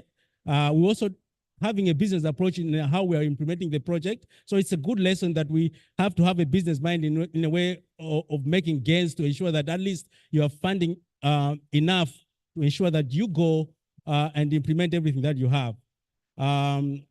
It also pays to take risks. When international accreditation came across, we were one of the first centers to go and go for it, and to ensure that at the end of the day, we were the first to attain international accreditation among other 24 centers within the parent project. So there could be challenges with regional accreditation, and we've made challenges with MSc enrollment at regional level. Please, next slide. Yeah, so we'll talk briefly. I hope I'll be quick enough not to belabor a lot of stuff because most of the issues have been mentioned. So next slide, please. Yeah, so under this project, we're trying to address the critical food insecurity, again, region and the African region in general. And we found out that there is insufficient human capacity, and that is leading to a lot of food loss and related problems. And those are the percentages that we are saying. 61% of the population in SADC still faces critical food insecurity. Malawi problem, 64.1% still faces food insecurity issues. And that is in spite of the problems that relate to just most of the population being in the agriculture sector, but then we're still struggling. So our intervention in this additional financing project relates to capacity building, agribusiness and entrepreneurship, policy analysis, and advocacy. So we want to ensure that we use an integrated approach, a multidisciplinary approach, and a holistic strategy to solve food insecurity issues. So in this project, we have maintained the vision to ensure that we become an excellent, a center of excellence that is world-class. And our mission is to ensure that we train fit for purpose critical mass of scientists and ensure that at the end of the day, fish value chains as well as other value chains contribute to food, nutrition, and economic security, not just of Malawi, but as well as the region. Let's proceed. So in the previous project, we were able to hit 20 countries, and we are still expanding, and there were 19 actually, but with this new project, we have reached 20. We hope by the end of the project, we are covering most of the African region in terms of training those human resources. Yes, let's proceed. So that's the team. On your left, this is the core team, the project team that is running day-to-day activities. I'll not mention each of the individuals, but we are led by Professor Kasam. And the team on the on your right is the team that is actually doing supportive role to ensure that the project leadership teams are well supported. So that's our team. Proceed. Yeah, so in terms of programs, there are 14 programs. I will not go through each one of them, but you will observe that when I presented about programs under aquaculture, there were only 2 programs. But now we have 5 programs, thanks to the center as well. We have added a PhD program in aquaculture and aquatic management, and that is by research. Also a PhD in fisheries and ecosystem management, as well by research. The new introduction as well, which is funded under the Norwegian government, as I mentioned earlier, is the Masters in Aquaculture and Animal Health and Ecosystem Management. We hope to add another program under animal science, but it has not been shown. And all these programs have been submitted for national accreditation with the National Council for Higher Education. Let's proceed. So gains made so far, these are, at least by the end of June 2023, these are the ones that we had enrolled by that period. You should remember that we started in November 2022 under this new project. So we became effective rather in 2022. So one of the key issues under PhD training to your left, we have been able to, rather this is under for master's training, we have been able to enroll 24 students. 12 of these are regional, and within that, 5 of the 12 are female. But out of the 24, 7 are female. So that's the entire by that. But we have made gains after June 2023. We have enrolled about 105 students, both for PhD and masters. Similarly, the issue to do with PhD, by June we had enrolled 14 PhD students, of which 1 is female, but 10 of these are regional. So we are hoping to make a lot of gains as we proceed. Next, we also have been able to sign MOUs. Currently, there are 9, but what was submitted for verification actually are 7. The 2 in red have not been submitted yet. Let's proceed. Yeah, so in terms of other gains made so far, I'll just highlight the issues of faculty exchange. So far, we have had 8 submitted for verification, and that's what we had by June. $301,000 have been generated as funds. Internationally recognized research publications, we are at 18, of which 14 of those were regionally co-authored. The number of collaboration activities also, they have continued. We are at still preparatory stage, trying to operationalize our MOUs. So we have discussed with all of the 7 who have been actually been part of the signing ceremonies of the partnerships that we are pursuing. Let's proceed. So the other one is the issue of scholarships. We have been able to attract a number of scholarships. I mentioned the Ekaresa project, which is on number 3, is the one that is being funded by the Norwegian government. But we have also had a new shot in the arm by the government of Gambia, and at least within our center, 8 master's students have been enrolled, but 2 of those are being funded by Aquafish. Let's proceed. So far we have only had funds that came for when we satisfied the conditions for effectiveness. We will be pursuing the rest of the PPCs that have been committed to with the bank. Let's proceed. So in terms of research-related activities, we are on top of things. We have just submitted a call to IDRC. We think we can contribute to the area of research in terms of disease. So antimicrobial disease resistance, we have made that application, and this is part of our resource mobilization drive as well. So we have also rolled out short courses, and we have had a number to be made by March 2024, and then we'll see how we'll continue. We've been conducting seminars as well, and these have been happening since May 2023. Let's proceed. Yeah, so I mentioned about our drive to ensure that we have research being done by staff as well. So, so far from the previous parent project, I mentioned 50% of those have shown good progress. There was a slowing down due to the COVID issue because these were issued much earlier, and that affected a lot of things. But 50% of these are just ready to publish, and some of the publications you will see.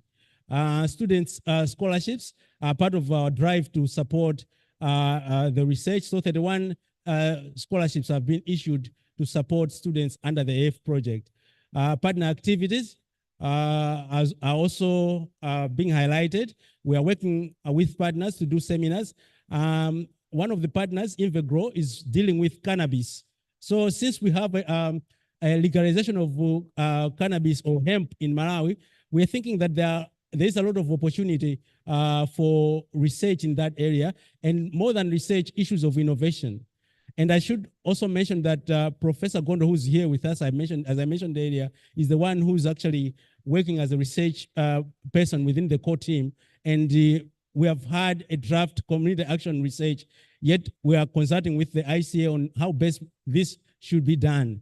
In terms of research overall on cannabis, the crop science department, crop and soil sciences department is the one that is leading within the center. So that's basically what is happening. The picture to your right is a presentation of one of the grantees for staff grants under Aquafish. These are the ones who are about to publish. Let's proceed. So exchange is still happening. I mentioned the issue of seminars, but also I need to add that the issues of rolling out short courses that can help support skills to do with research and science-led innovation are part of the key issues. As I said, our work with Invegro, a cannabis company in Malawi, is ongoing. That you can find on Luana TV, but that link provided, you can see exactly what is being presented on the issues of cannabis. Maybe it can excite all of you to send somebody and learn more about cannabis at Luana. Let's go. In terms of verification, so far, we've had 18 participating in exchange, but only 8 have been sent for verification. As I said, master students from the region, there's a big improvement, 52% from a meager 7% that has been a trend for part of the years before. 9 MOUs signed, as I mentioned, but only 7 MOUs have been submitted for verification. Let's proceed. The next one is to do with non-student data. I'll concentrate on non-student data. In terms of non-student data, the 9 MOUs have been mentioned, but also 18 publications. I just needed to highlight that. Let's proceed. So one of the key issues that we identified in the parent project was lack of space for the center. We were being housed in the aquaculture department, but now we have proceeded to construct the first phase of the Aquafish Center building. This is just the first phase. There'll be buildings on both your right, as you can see on your right. There'll be a building. There'll be an extension on the other end, but we have concentrated on the first part. That's the contractor and the manager for the construction from within Rwanda. That's basically what we had from Aquafish for now. Thank you for your attention. Obrigado.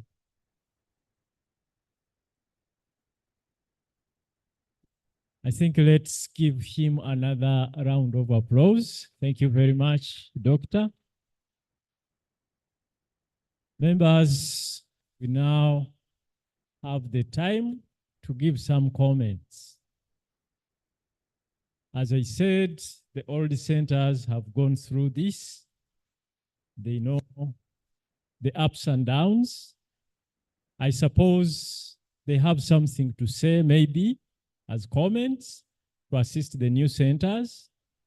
But generally, I would say that personally, I'm impressed because the time has been short so far, but the centers have already produced some substantial results compared to where some of us began. So I think we need to appreciate them for that and encourage them. So an applause.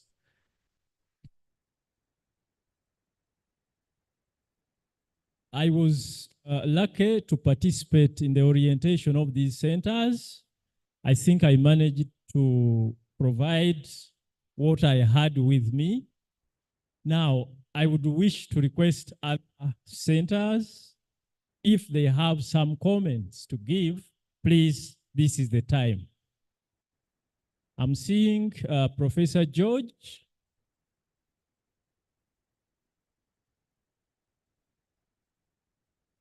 Thank you very much. I don't have a question, actually. I just want to share some comments. And first, to congratulate the new centers for running fast and doing the right thing. I think they have learned from some of our mistakes. I just wanted to suggest and maybe hear maybe comments from the centers on this issue of it's part of social safeguards is about female, attracting female students. From my experience, the main thing was, particularly at master's and PhD level, these are not necessarily people who are maybe single. Some of them may be having families. I didn't hear where you mentioned or shared your accommodation or where the students stay, because this is something that made a big difference to my center, that is CESAM in Egerton. When we improved, when the Vice Chancellor made a deliberate effort and we improved our accommodation for female mothers, because they may join your universities and maybe they have a toddler. How do you deal with it? And I didn't hear this from the new ones. It can also come during the time when a student has arrived, like the one I saw, nice photos at Mzuzu. And maybe she arrives and maybe after a month or so, I had that experience. She comes and says she's feeling unwell. She went to hospital and the story was different. She was already expectant and I had to handle that immediately. So that is something I would like to hear, but my experience is that you need to be ready with such good accommodation beyond the normal accommodation you provide, including issues of arranging for nannies within your environment. That is one. And the other issue is for those centers that are going to do construction, and I understand you have 3 years for this project. I had a big experience on. Actually, they have now 2. 2, okay. There's this thing called a SEA report, Environmental and Social Safeguards report, which you prepare prior to even implementing the construction. And this may take some time before it's approved by the World Bank, environmental safeguard person and social safeguard person before you implement it. I wanted just to hear whether you have gone through that. And my experience is that you need to be fast-track that so that your construction doesn't come to the point of some of us are now requesting, give us more time. And the World Bank is saying by 31st December, you should not have any contract still pending conclusion. So those are the 2 comments I wanted to share. Thank you very much, Prof. We have also Vice Chancellor here, and Vice Chancellors are really very critical to the success of centers. Something to say? He's one of those Vice Chancellors that have always been there for the centers. And I remember from the time the proposals were written, Professor Obua Celestine has always been with his center. I've seen his hand up. I think he has something of wisdom to tell us. Thank you, Jude. Good afternoon, ladies and gentlemen. First of all, I acknowledge the fact that you have been seated since you came back from lunch. Could we stand up? Could you stand up, please? If your neighbor doesn't want to stand up, please lift up. And try to reach to your left. And try to reach to your right. And try to reach. Bring the hands down. Turn to your right, to your left, and say good afternoon to your neighbor. Please sit. First of all, I have done that because my training is a medical, so I'm a medical doctor. I don't want any one of you suffering a clot because you have been seated for too long. Yes, Jude said maybe I could offer some advice to the new centers. But I think before I offer any advice, allow me to congratulate my fellow vice chancellors for the successes that have been reported here for the last 2 days now. This project is one of those that inherently have engaged vice chancellors and university administrators. Each of us come from academic institutions, and we know that academic institutions have their institutional independence. And so it is very difficult for me to offer advice to my fellow vice chancellors because they have their own independence. We also know that institutionally there are tens of research projects going on in your universities. Some of you are participating in other research projects than this one. But you notice that while the others, you as the PI, do your thing with your funder, in this one, you have to work with your institutional administrators.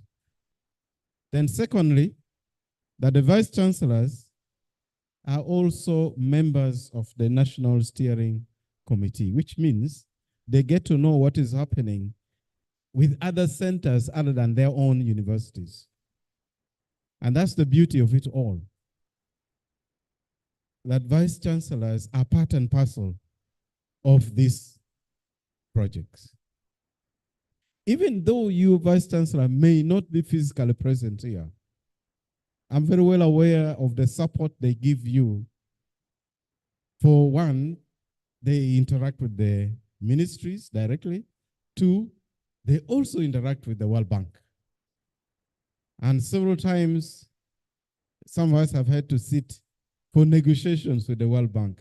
Because I remember at the very beginning, we had several meetings in Dar es Salaam, in Nairobi, and we're negotiating with the World Bank, trying to shape the direction of this grant.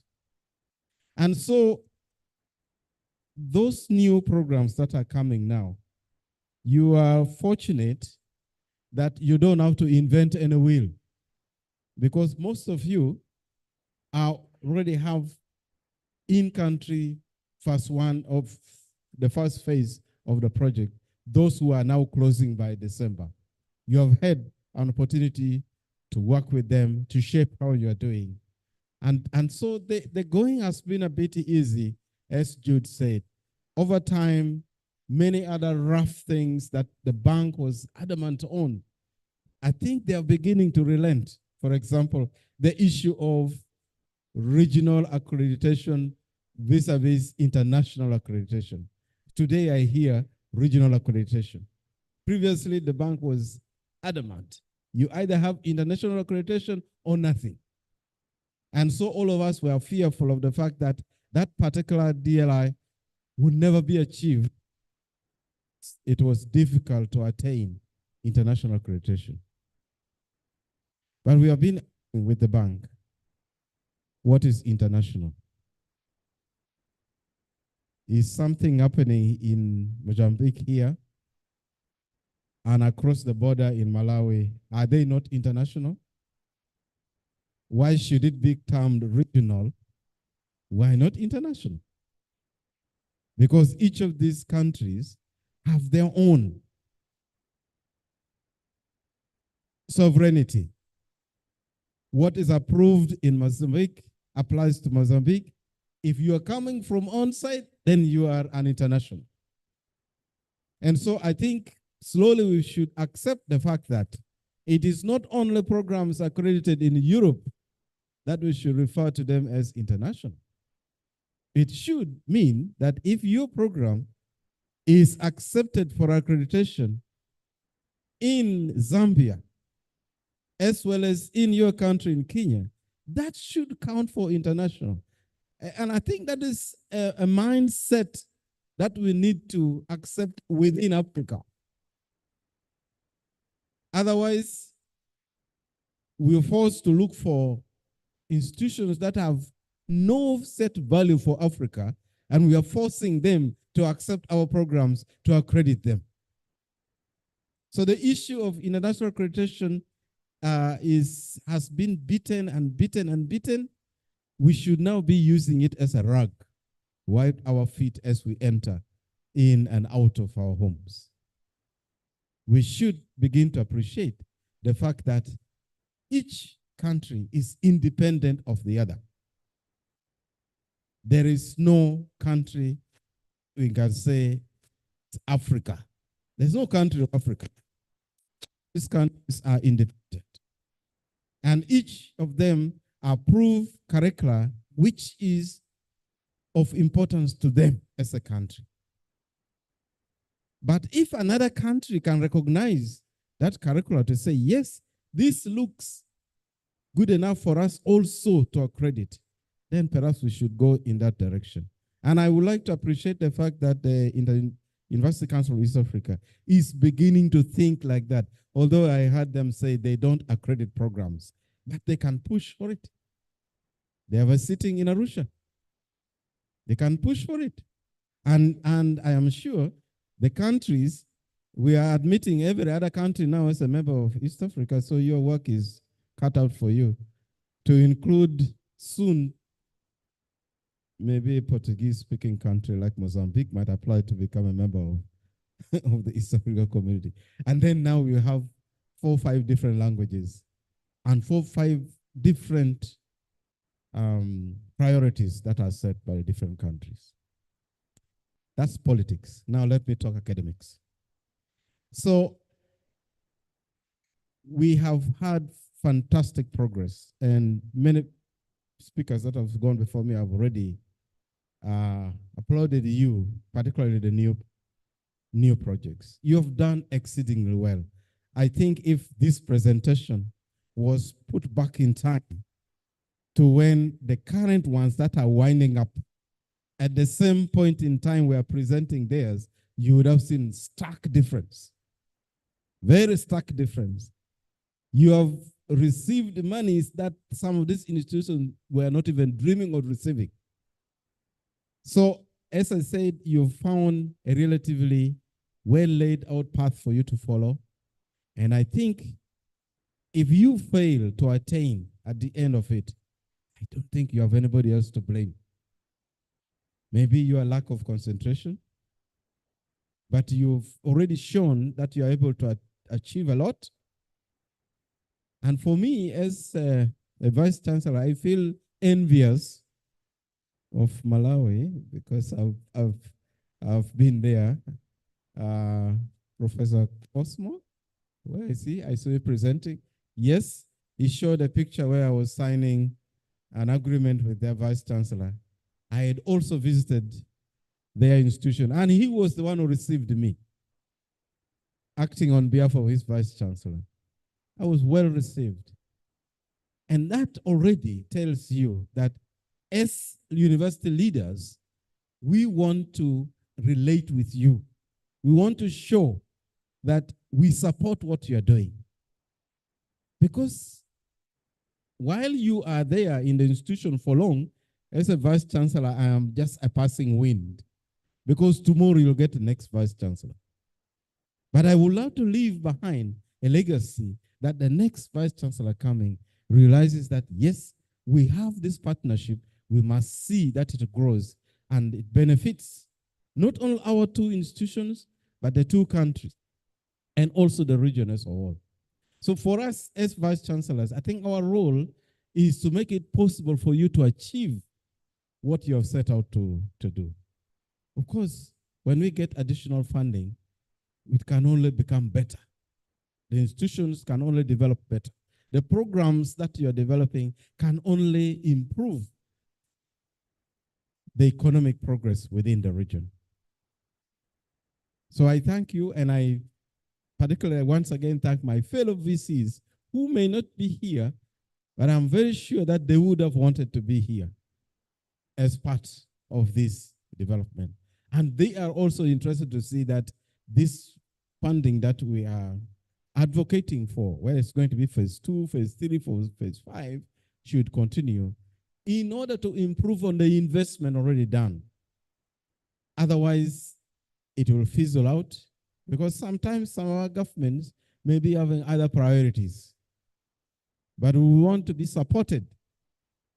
The bank should be able to continue to support so that this investment does not abort at the 8th month. You know, humans carry pregnancy for at least 9 months. It should not abort at the 8th month when the baby should be viable. We want this support to continue until the baby is viable.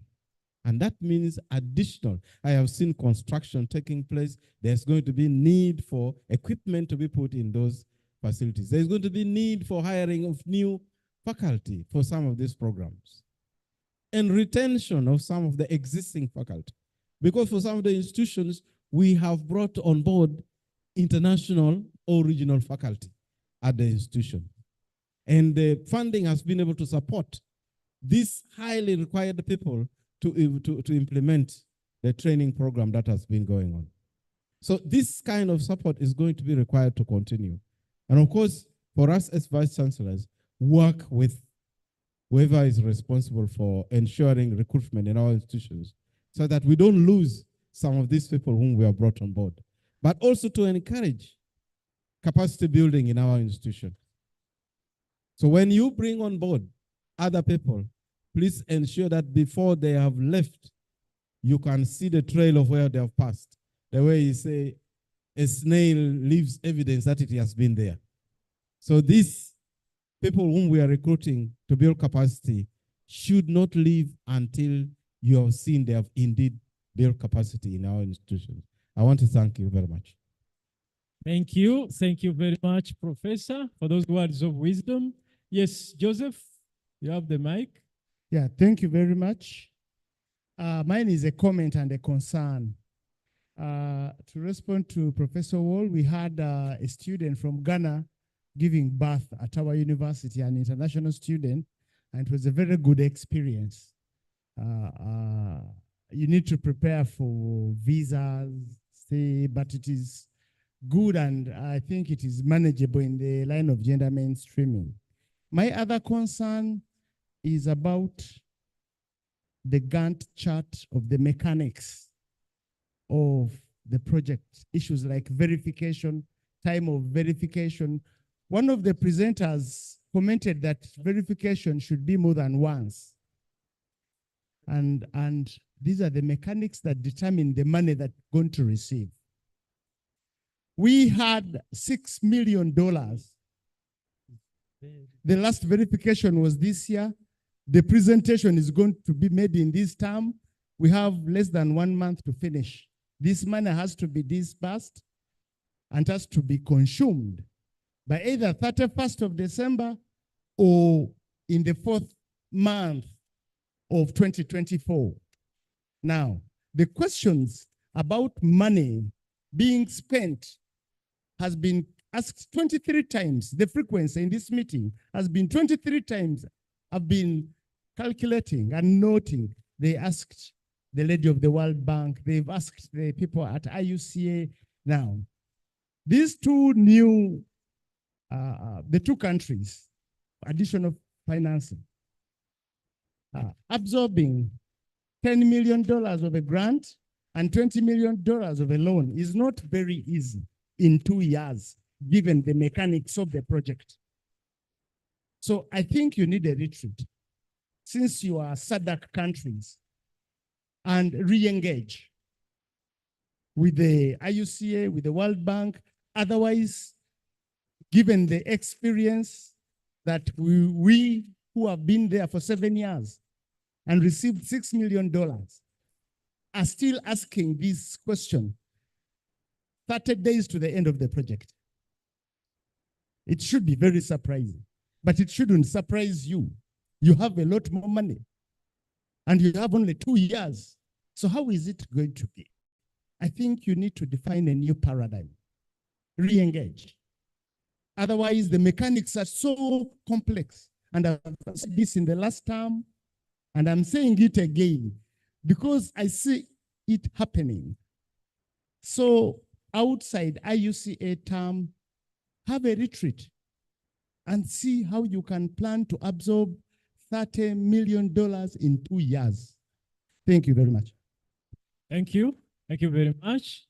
Prof. Thank you so much. My name is Wells Singini. I'm the Vice Chancellor of Mzuzu University.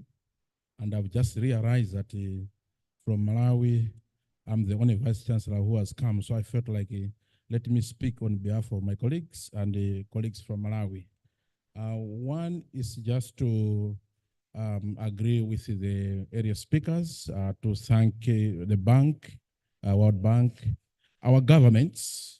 IUCA is here, the Technical and Advisory Committee, Board, and all of us that have been involved in this opportunity for our universities to participate. And I think as it has been presented, this is providing a very good opportunity for our universities to grow and to transform. Let me just say that it is pleasing indeed to see the progresses that have been made, especially for S2AF, learning from our colleagues that implemented the area S. And I think I want just to advise colleagues who are managing the centers to be really vigilant and work around the corner.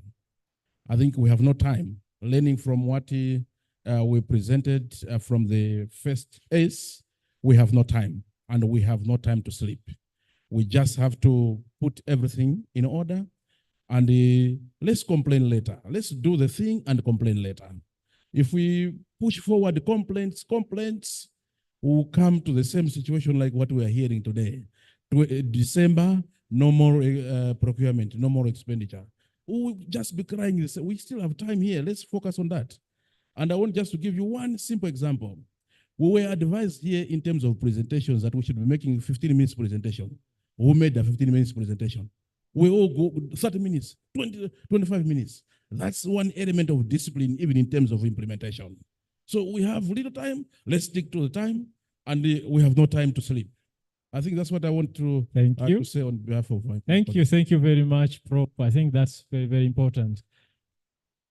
I wish to inform the Vice Chancellor that I've been informed that there will be a high-level meeting with the Vice Chancellors. It is being prepared, it's being organized by IUCA, and at the appropriate time, they are going to invite you so that you discuss the future of the ACs. So that meeting will take place. It may not take place today or tomorrow, but within the nearest future. I have been discussing with Dr. in charge, Jonathan. Any other comment? Yes, there is word of wisdom from Professor Ambrose. Thank you. I don't know whether it's words of wisdom, but I will write on what you have said. Yeah, I want to urge and request the center leaders that there is really need to sort of working very closely with the vice chancellors and all, of course, the entire management. We always appreciate the support of vice chancellors, but it is our responsibility as the center leadership to ensure that we are quite close in terms of if there is any challenge that we are facing, we share freely with them. Then we must open our doors as centers of excellence to the entire university staff, you know, whether researchers or whichever support that they can give to our center. So we should be open to find whatever value they can add to our center. We should be receptive on that. Then at all times, it is good to sensitize all the, you know, people who are implementing the project in terms of being, you know, swift in action, whether paperwork, whichever tasks that is given to them, then they should know that time is of essence so that we are not delayed. And then, you know, the staff that I was saying that we open, you know, for them to reach us and to find, you know, to benefit from their networks that they have, to benefit from the linkages that they have, because some of them, they could be connected with other projects that probably we can also gain entry in terms of getting grants to support our center activities. Thank you. Thank you very much. I don't know whether you heard anything about incubation. You had an incubation center that worked very well. Maybe if you have a word or two. I would say that to work with the relevant stakeholders who are, you know, engaged on occupation, whether it's a national agency that you have, also opportunities present itself, you know, like as we that when they brought the Copernic and the other one, and all these are opportunities when well utilized. Of course, you will get sustainable support. Thank you. Thank you. Thank you very much. I don't know if there is anybody who wants to give a comment or even a question. I hope that's it. Okay. There are some too. Let's begin with the member of the Regional Steering Committee. Okay, thank you very much. I wanted to comment on what Professor said regarding accreditation. This is a very important exercise, which I think we have to have in Africa. I don't know, but how are we going to do that?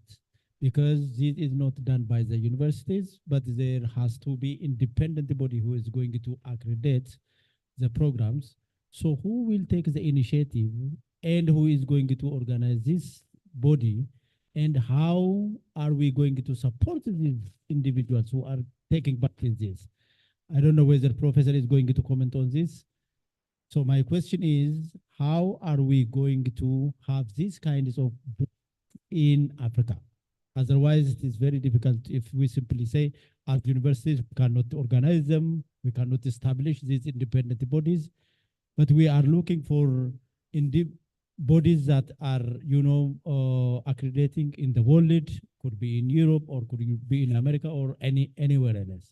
Therefore, how can we have these bodies in Africa is the question. Do we have them? Wow, I don't know who is ready to respond to that question, but maybe it is a question to us all to think about, and eventually we find the answers.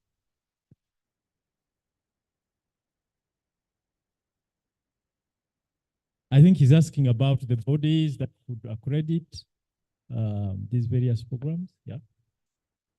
Yes, the various bodies, accreditation bodies. And we are told that our RFU is able to assist in the regional accreditation. There are also a number of other international agencies that have done this. I think we just reach out to the centers where these accreditations have taken place. I'm aware of MAST at Pharma Biotrack, the number of accreditation bodies they worked with. I think it was ASIN. It's a big list. I don't know whether you would wish to give the list of those accreditation bodies, maybe? Yes. Thank you so much. We have ACAS, ASIN. How do they reach them? The two are from Germany. ACAS and ASIN are from Germany. I think I saw, yes, ABT. I think Center for CDT Africa is using a different one. And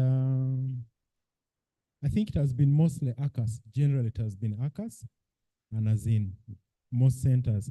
And then the Center for Data Science use one from the US. Yes, that was, is it DACA? So I think those are the ones. Thank you. Thank you very much. But alternatively, centers can develop joint programs with universities that are internationally recognized. I think that university should have a global rank of 750 and above. So the moment you work with that university to develop a curriculum, and that curriculum is accredited, then you qualify to get funds for international accreditation. It is an equivalent. And that is exactly what we did at my university. We worked with a university in Milan, the Catholic University of Milan, on a master's program. It is accredited there. It is accredited in our country. And it is accredited now in around 7 countries in Africa. And that was an equivalent for international accreditation. Thank you. Yes, a colleague had a question. Yeah, mine is a comment. Okay. I think it's a cross-cutting issue. We've been talking about. Can you please speak up? It's about the sustainability, because even the new centers, they relate to the issue of sustainability. And you can see that in all the results and the matrix, there is a focus on commercialization, uptake. We have seen from Uganda, even products being demonstrated. So my reflection is to, when we are talking about sustainability, to start also thinking about connecting the S's with the science, technology, innovation programs at the regional level, at the African level, at the national level. We have STI plans and targets and objectives.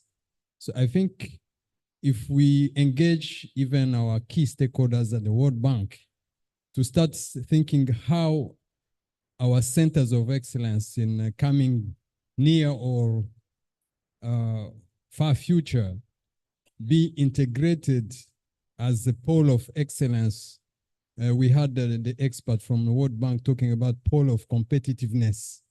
I think these are well-known mechanisms where we can expect the centers to play a role and be seen as key players in the investment, FDI, foreign direct investment, so that in the future, when we talk about raising funds, people see us as key players to produce knowledge, R&D, which can transform the country at the impact level.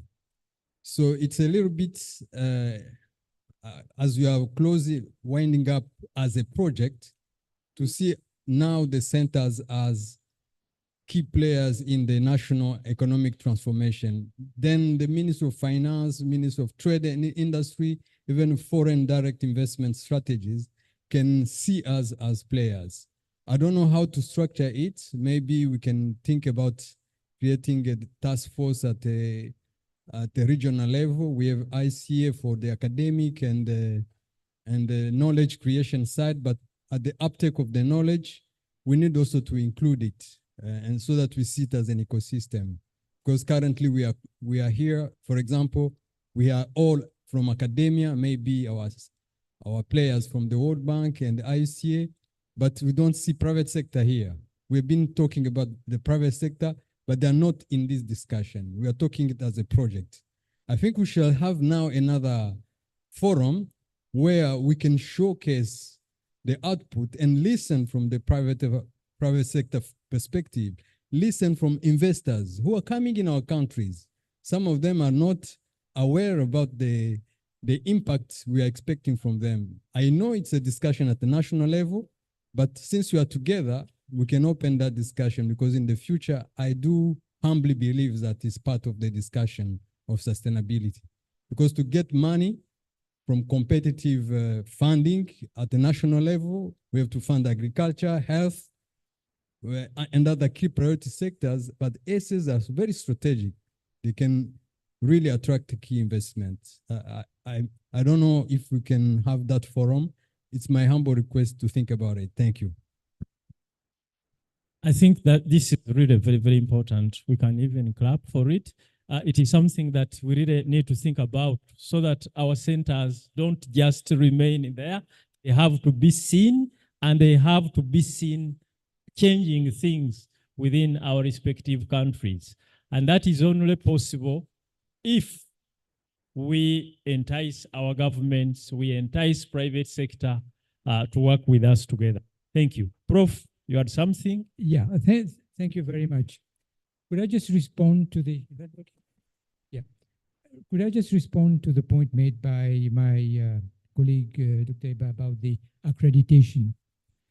Getting information about international accreditation is no problem. They're well known. If you approach, all of you know Mol Shri. Unfortunately, she could not be present at this meeting. She will give you all the information about how to get internationally accredited. The addresses, the information. She has the information, having worked on ACE1 as well, because a lot of the accreditation has been done in ACE1, and ACE2 can, if they want to, they can learn from it. But afterwards, Dr. Eba mentioned to me that he was not interested in international accreditation. He was more interested in accreditation within Africa. Well, apart from the Inter-University Council for East Africa, which now does regional accreditation, you also have South Africa. It's a resource we haven't tapped yet. They have enormous potential of doing accreditation. Fairly recently, about 2 to 3 years ago, they specifically developed standards for accrediting doctoral programs. They already had undergraduate programs, but they developed something very specific for doctoral programs for their own country. It's true, but it's international. You can apply it, and my feedback is that they would be interested in accrediting postgraduate programs, especially doctoral programs, from other African countries. So another source to tap is South Africa, and they are very, very good, believe me. Why go outside if you have the potential in Africa? That's my question. Anyway, there was another point I wanted to raise, if you allow me. Nothing to do with accreditation. In most of the, I'm talking of the ACE2s now, I'm not talking of the additional financing. Most of the ACE2s, I saw that the proposal is to have the ACE integrated within the universities, you know, in some way become part of a faculty, part of a department, part of the university, and so on. I can well understand, you know, that could well be the solution. And then there was a mention made that the National Steering Committee should also carry on its work. It should be institutionalized. Now, once the ACE becomes part of the university and the money is not coming from government, any additional money will come from the money raised by the ACE itself. What is the role of the National Steering Committee? In what way can there be a clash between the National Steering Committee and the committee, the managing committees of the university? Governing council of the university. The council and the Senate. Because once you become part of the university, you come under the Senate, the council, if it's a faculty, under the faculty board. You're no longer responsible to the, you know, to ministry or to whatever it is. I think there needs to be an understanding. I think the National Steering Committee can still have a very good role to play in the future, in the planning and so on. So it means an understanding between the management of the university and the ministry, that this is good for the country, it's good for the university, it's good for the center, let's carry on and draw a line somewhere. We will, you know, this is beyond that point, we won't interfere with you, but within this, we will give you advice and you can do something. It's something to think about because I think it's an important issue. Thank you. I think it's something we need to think about. Otherwise, there can be a clash between the governing council and the National Steering Committee. I wish to thank everybody for the participation in this session. We are having another session, but it's very short. I'm going to invite Dr. Neri to briefly tell us what she has to tell us. Thank you.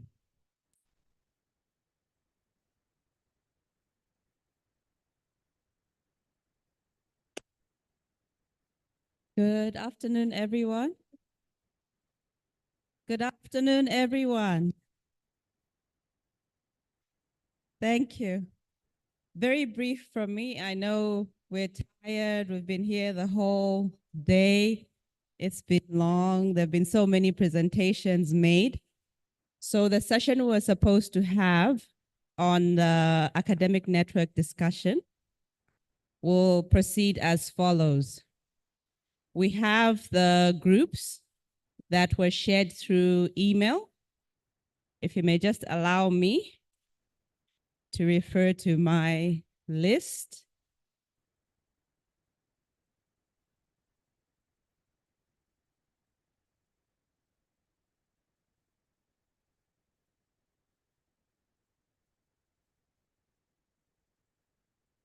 Okay, so we have agriculture, we have water. Water is together with energy. We have industry, we have health, and now we've added the incubation centers. So these groups, when we break off for tea, you will be required to get together on your own and address the points that were sent through email. Are we together?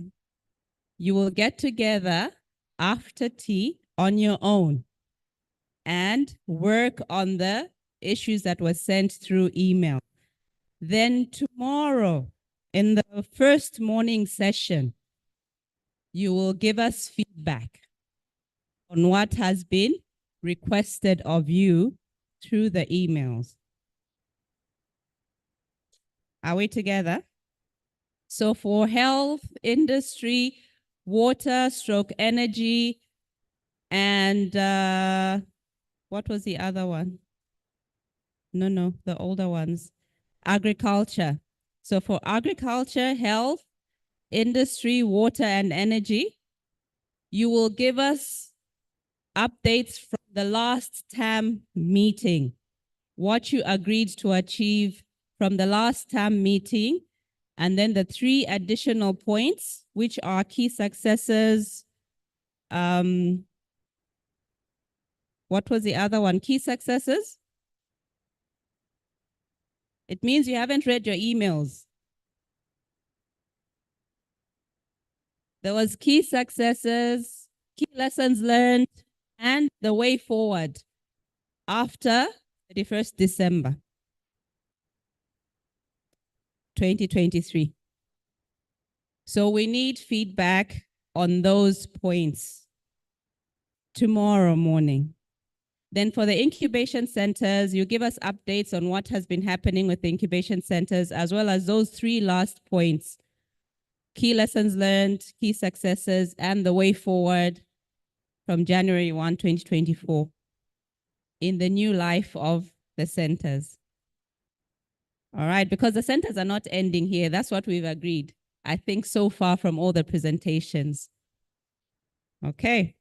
Any questions, any clarifications before I hand over to Jonathan? All right, thank you. I do clap for our network coordinator. So this marks the end of our very long day. We have tea waiting for you. It's getting cold. Before you go, make sure you register your interest to go for visiting of the centers in Mozambique. So far we've gotten around 34 responses. So we want more people to join the groups. So please just go to the secretariat and register yourself for either you go for the agri-food system, food nutrition, or for oil and gas, which is I think southward. Yeah, the 2 centers are far apart. So one is in the north, the other one is in the south. So you decide which center to go to. You're most welcome and enjoy the rest of the day. The secretariat, please, can you provide the list again? Nelson, the list. Bring the list for everybody to sign. This table here, RIC members. Thank you very much and enjoy the rest of the day.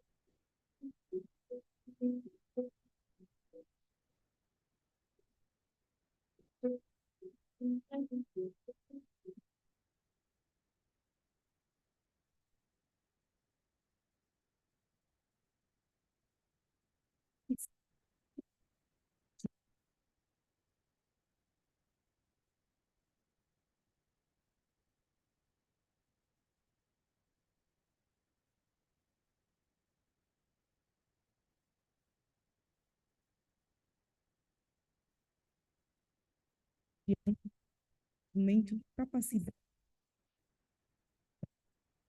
engenharia e tecnologia de petróleo e gás, bem como contribuir para o incremento do conteúdo local nos projetos do setor. Desde a criação do centro,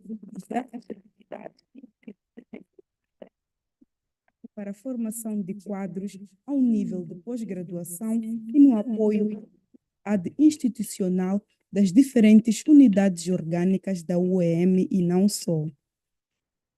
É neste âmbito que o centro contribuiu para o apetrechamento do laboratório de simulação e perfuração de poços para apoiar na pesquisa e no ensino na área de petróleo e gás ao nível da África Austral. O laboratório surge da necessidade de melhoria das condições de formação de quadros para o setor petrolífero ao nível da região, dotando-os de conhecimentos práticos. Ao nível de mestrado na área de petróleo e gás, o centro já graduou estudantes provenientes de países como Ruanda, Uganda, Etiópia e Malawi, que após a formação retornaram aos locais de proveniência. Nos seus esforços de criação da capacidade institucional, o centro ofereceu em 2022 um software para análise de dados à Faculdade de Economia para reforçar o curso de mestrado em gestão de hidrocarbonetos. Na UEM, o centro assiste tecnicamente os cursos de mestrado de Engenharia de Petróleo, mestrado de Engenharia de Processamento de Hidrocarbonetos, mestrado em Saúde, Segurança e Meio Ambiente, com enfoque na área de petróleo e gás. Desde 2017, o Centro Regional de Excelência em Estudos de Engenharia e Tecnologia de Petróleo e Gás tem se notabilizado na realização de pesquisas relevantes para o desenvolvimento do país e na formação de quadros altamente qualificados na área de petróleo e gás. Sendo uma unidade da UEM, o centro trabalha igualmente com outras instituições externas, como a Universidade Lúrio, o Parque de Ciência e Tecnologia de Maluana, entre outros. Como centro de excelência, continuamos focados no cumprimento da nossa visão de ser referência e modelo a nível nacional, regional e internacional em pesquisa e inovação nas áreas de ciências, engenharia e tecnologia de petróleo e gás. Universidade Eduardo Mondlane. Educação, excelência e inovação.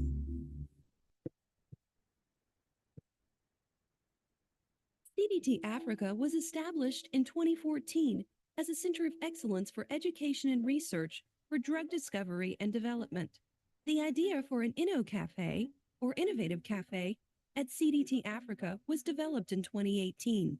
The InnoCafe is a space for innovators to build their expertise and skills for their innovations. Currently, it is mostly utilized by postdoctoral fellows and research associates. Dr. Yemtu Bizanash Gould Emanuel is the lead of the cafe. Our plan is to have a center for drug discovery, diagnostics. It will be a hub for our students in innovation. We want to have a state-of-art laboratory where people can really build their capacity instead of buying always drugs from developed countries. Africa is way behind, many things. So especially now, COVID has shown us a lot that we need that capacity. So the cafe is in line with the vision of CDT Africa to be a world-class center for groundbreaking therapeutic discoveries and development, particularly drugs tailored more for diseases in Africa. A mentored space dedicated for innovators. And the idea is really to encourage innovation, to encourage clear thinking. We really encourage any idea. We don't think any idea is bad, or to use a bad word, stupid. So anyone with an idea can come, their ideas could be vetted, could be supported. So that's the whole idea of the InnoCafe. So we started product development really in 2018. And the natural antiseptic idea we were talking about, when COVID came, of course, we developed them into a proper product. It's pending regulatory approval to make it available for marketing. Currently, postdoctoral fellows are using the InnoCafe facilities to work on a range of products, including new therapeutics for underserved diseases, especially by utilizing resources in traditional medicine. Dr. Fozia Ali Adem is working on a treatment for scabies using traditional medicinal plants. Working on developing new drug for the treatment of scabies from traditionally used medicinal plants. The majority of the populations here in Africa highly affected by scabies. Dr. Gizachu Hismal completed his PhD in Japan in 2016 and joined CDT Africa as a postdoctoral research fellow in 2019. His research is on diagnostic kit development. CDT Africa is a new center which mainly focuses on medical product development or medical discovery. So my dream in the earlier times when I was doing my master's program and my PhD program was supporting developing countries to produce their own medical products, the drugs, the vaccines, and the diagnostics. So when I see the call from CDT Africa, I was very interested to join this program. Since joining CDT Africa, Gizachu has already benefited from training with an international private sector partner in South Korea. For the last 6 months, I was there in Korea just for capacity building training program on product development. So in the 6 months period, I took different capacity building trainings. First and the most important one was the biosafety, standard biosafety and biosecurity trainings in product developing laboratories. The other thing is hands-on skill trainings, how to develop diagnostics in resource-limited countries like Ethiopia. In South Korea, Gizachu took advantage of the advanced laboratory facilities to develop a product. That means I developed the point of care diagnostics for one of the neglected tropical infectious disease, that's Leishmania. Leishmaniasis is very common in Ethiopia and other African countries. There are several diagnostic kits for the disease, but for East Africa, the sensitivity of the kit is very low and doesn't meet the WHO standards. So our aim is to produce a test which has no sensitivity bias, cost effective,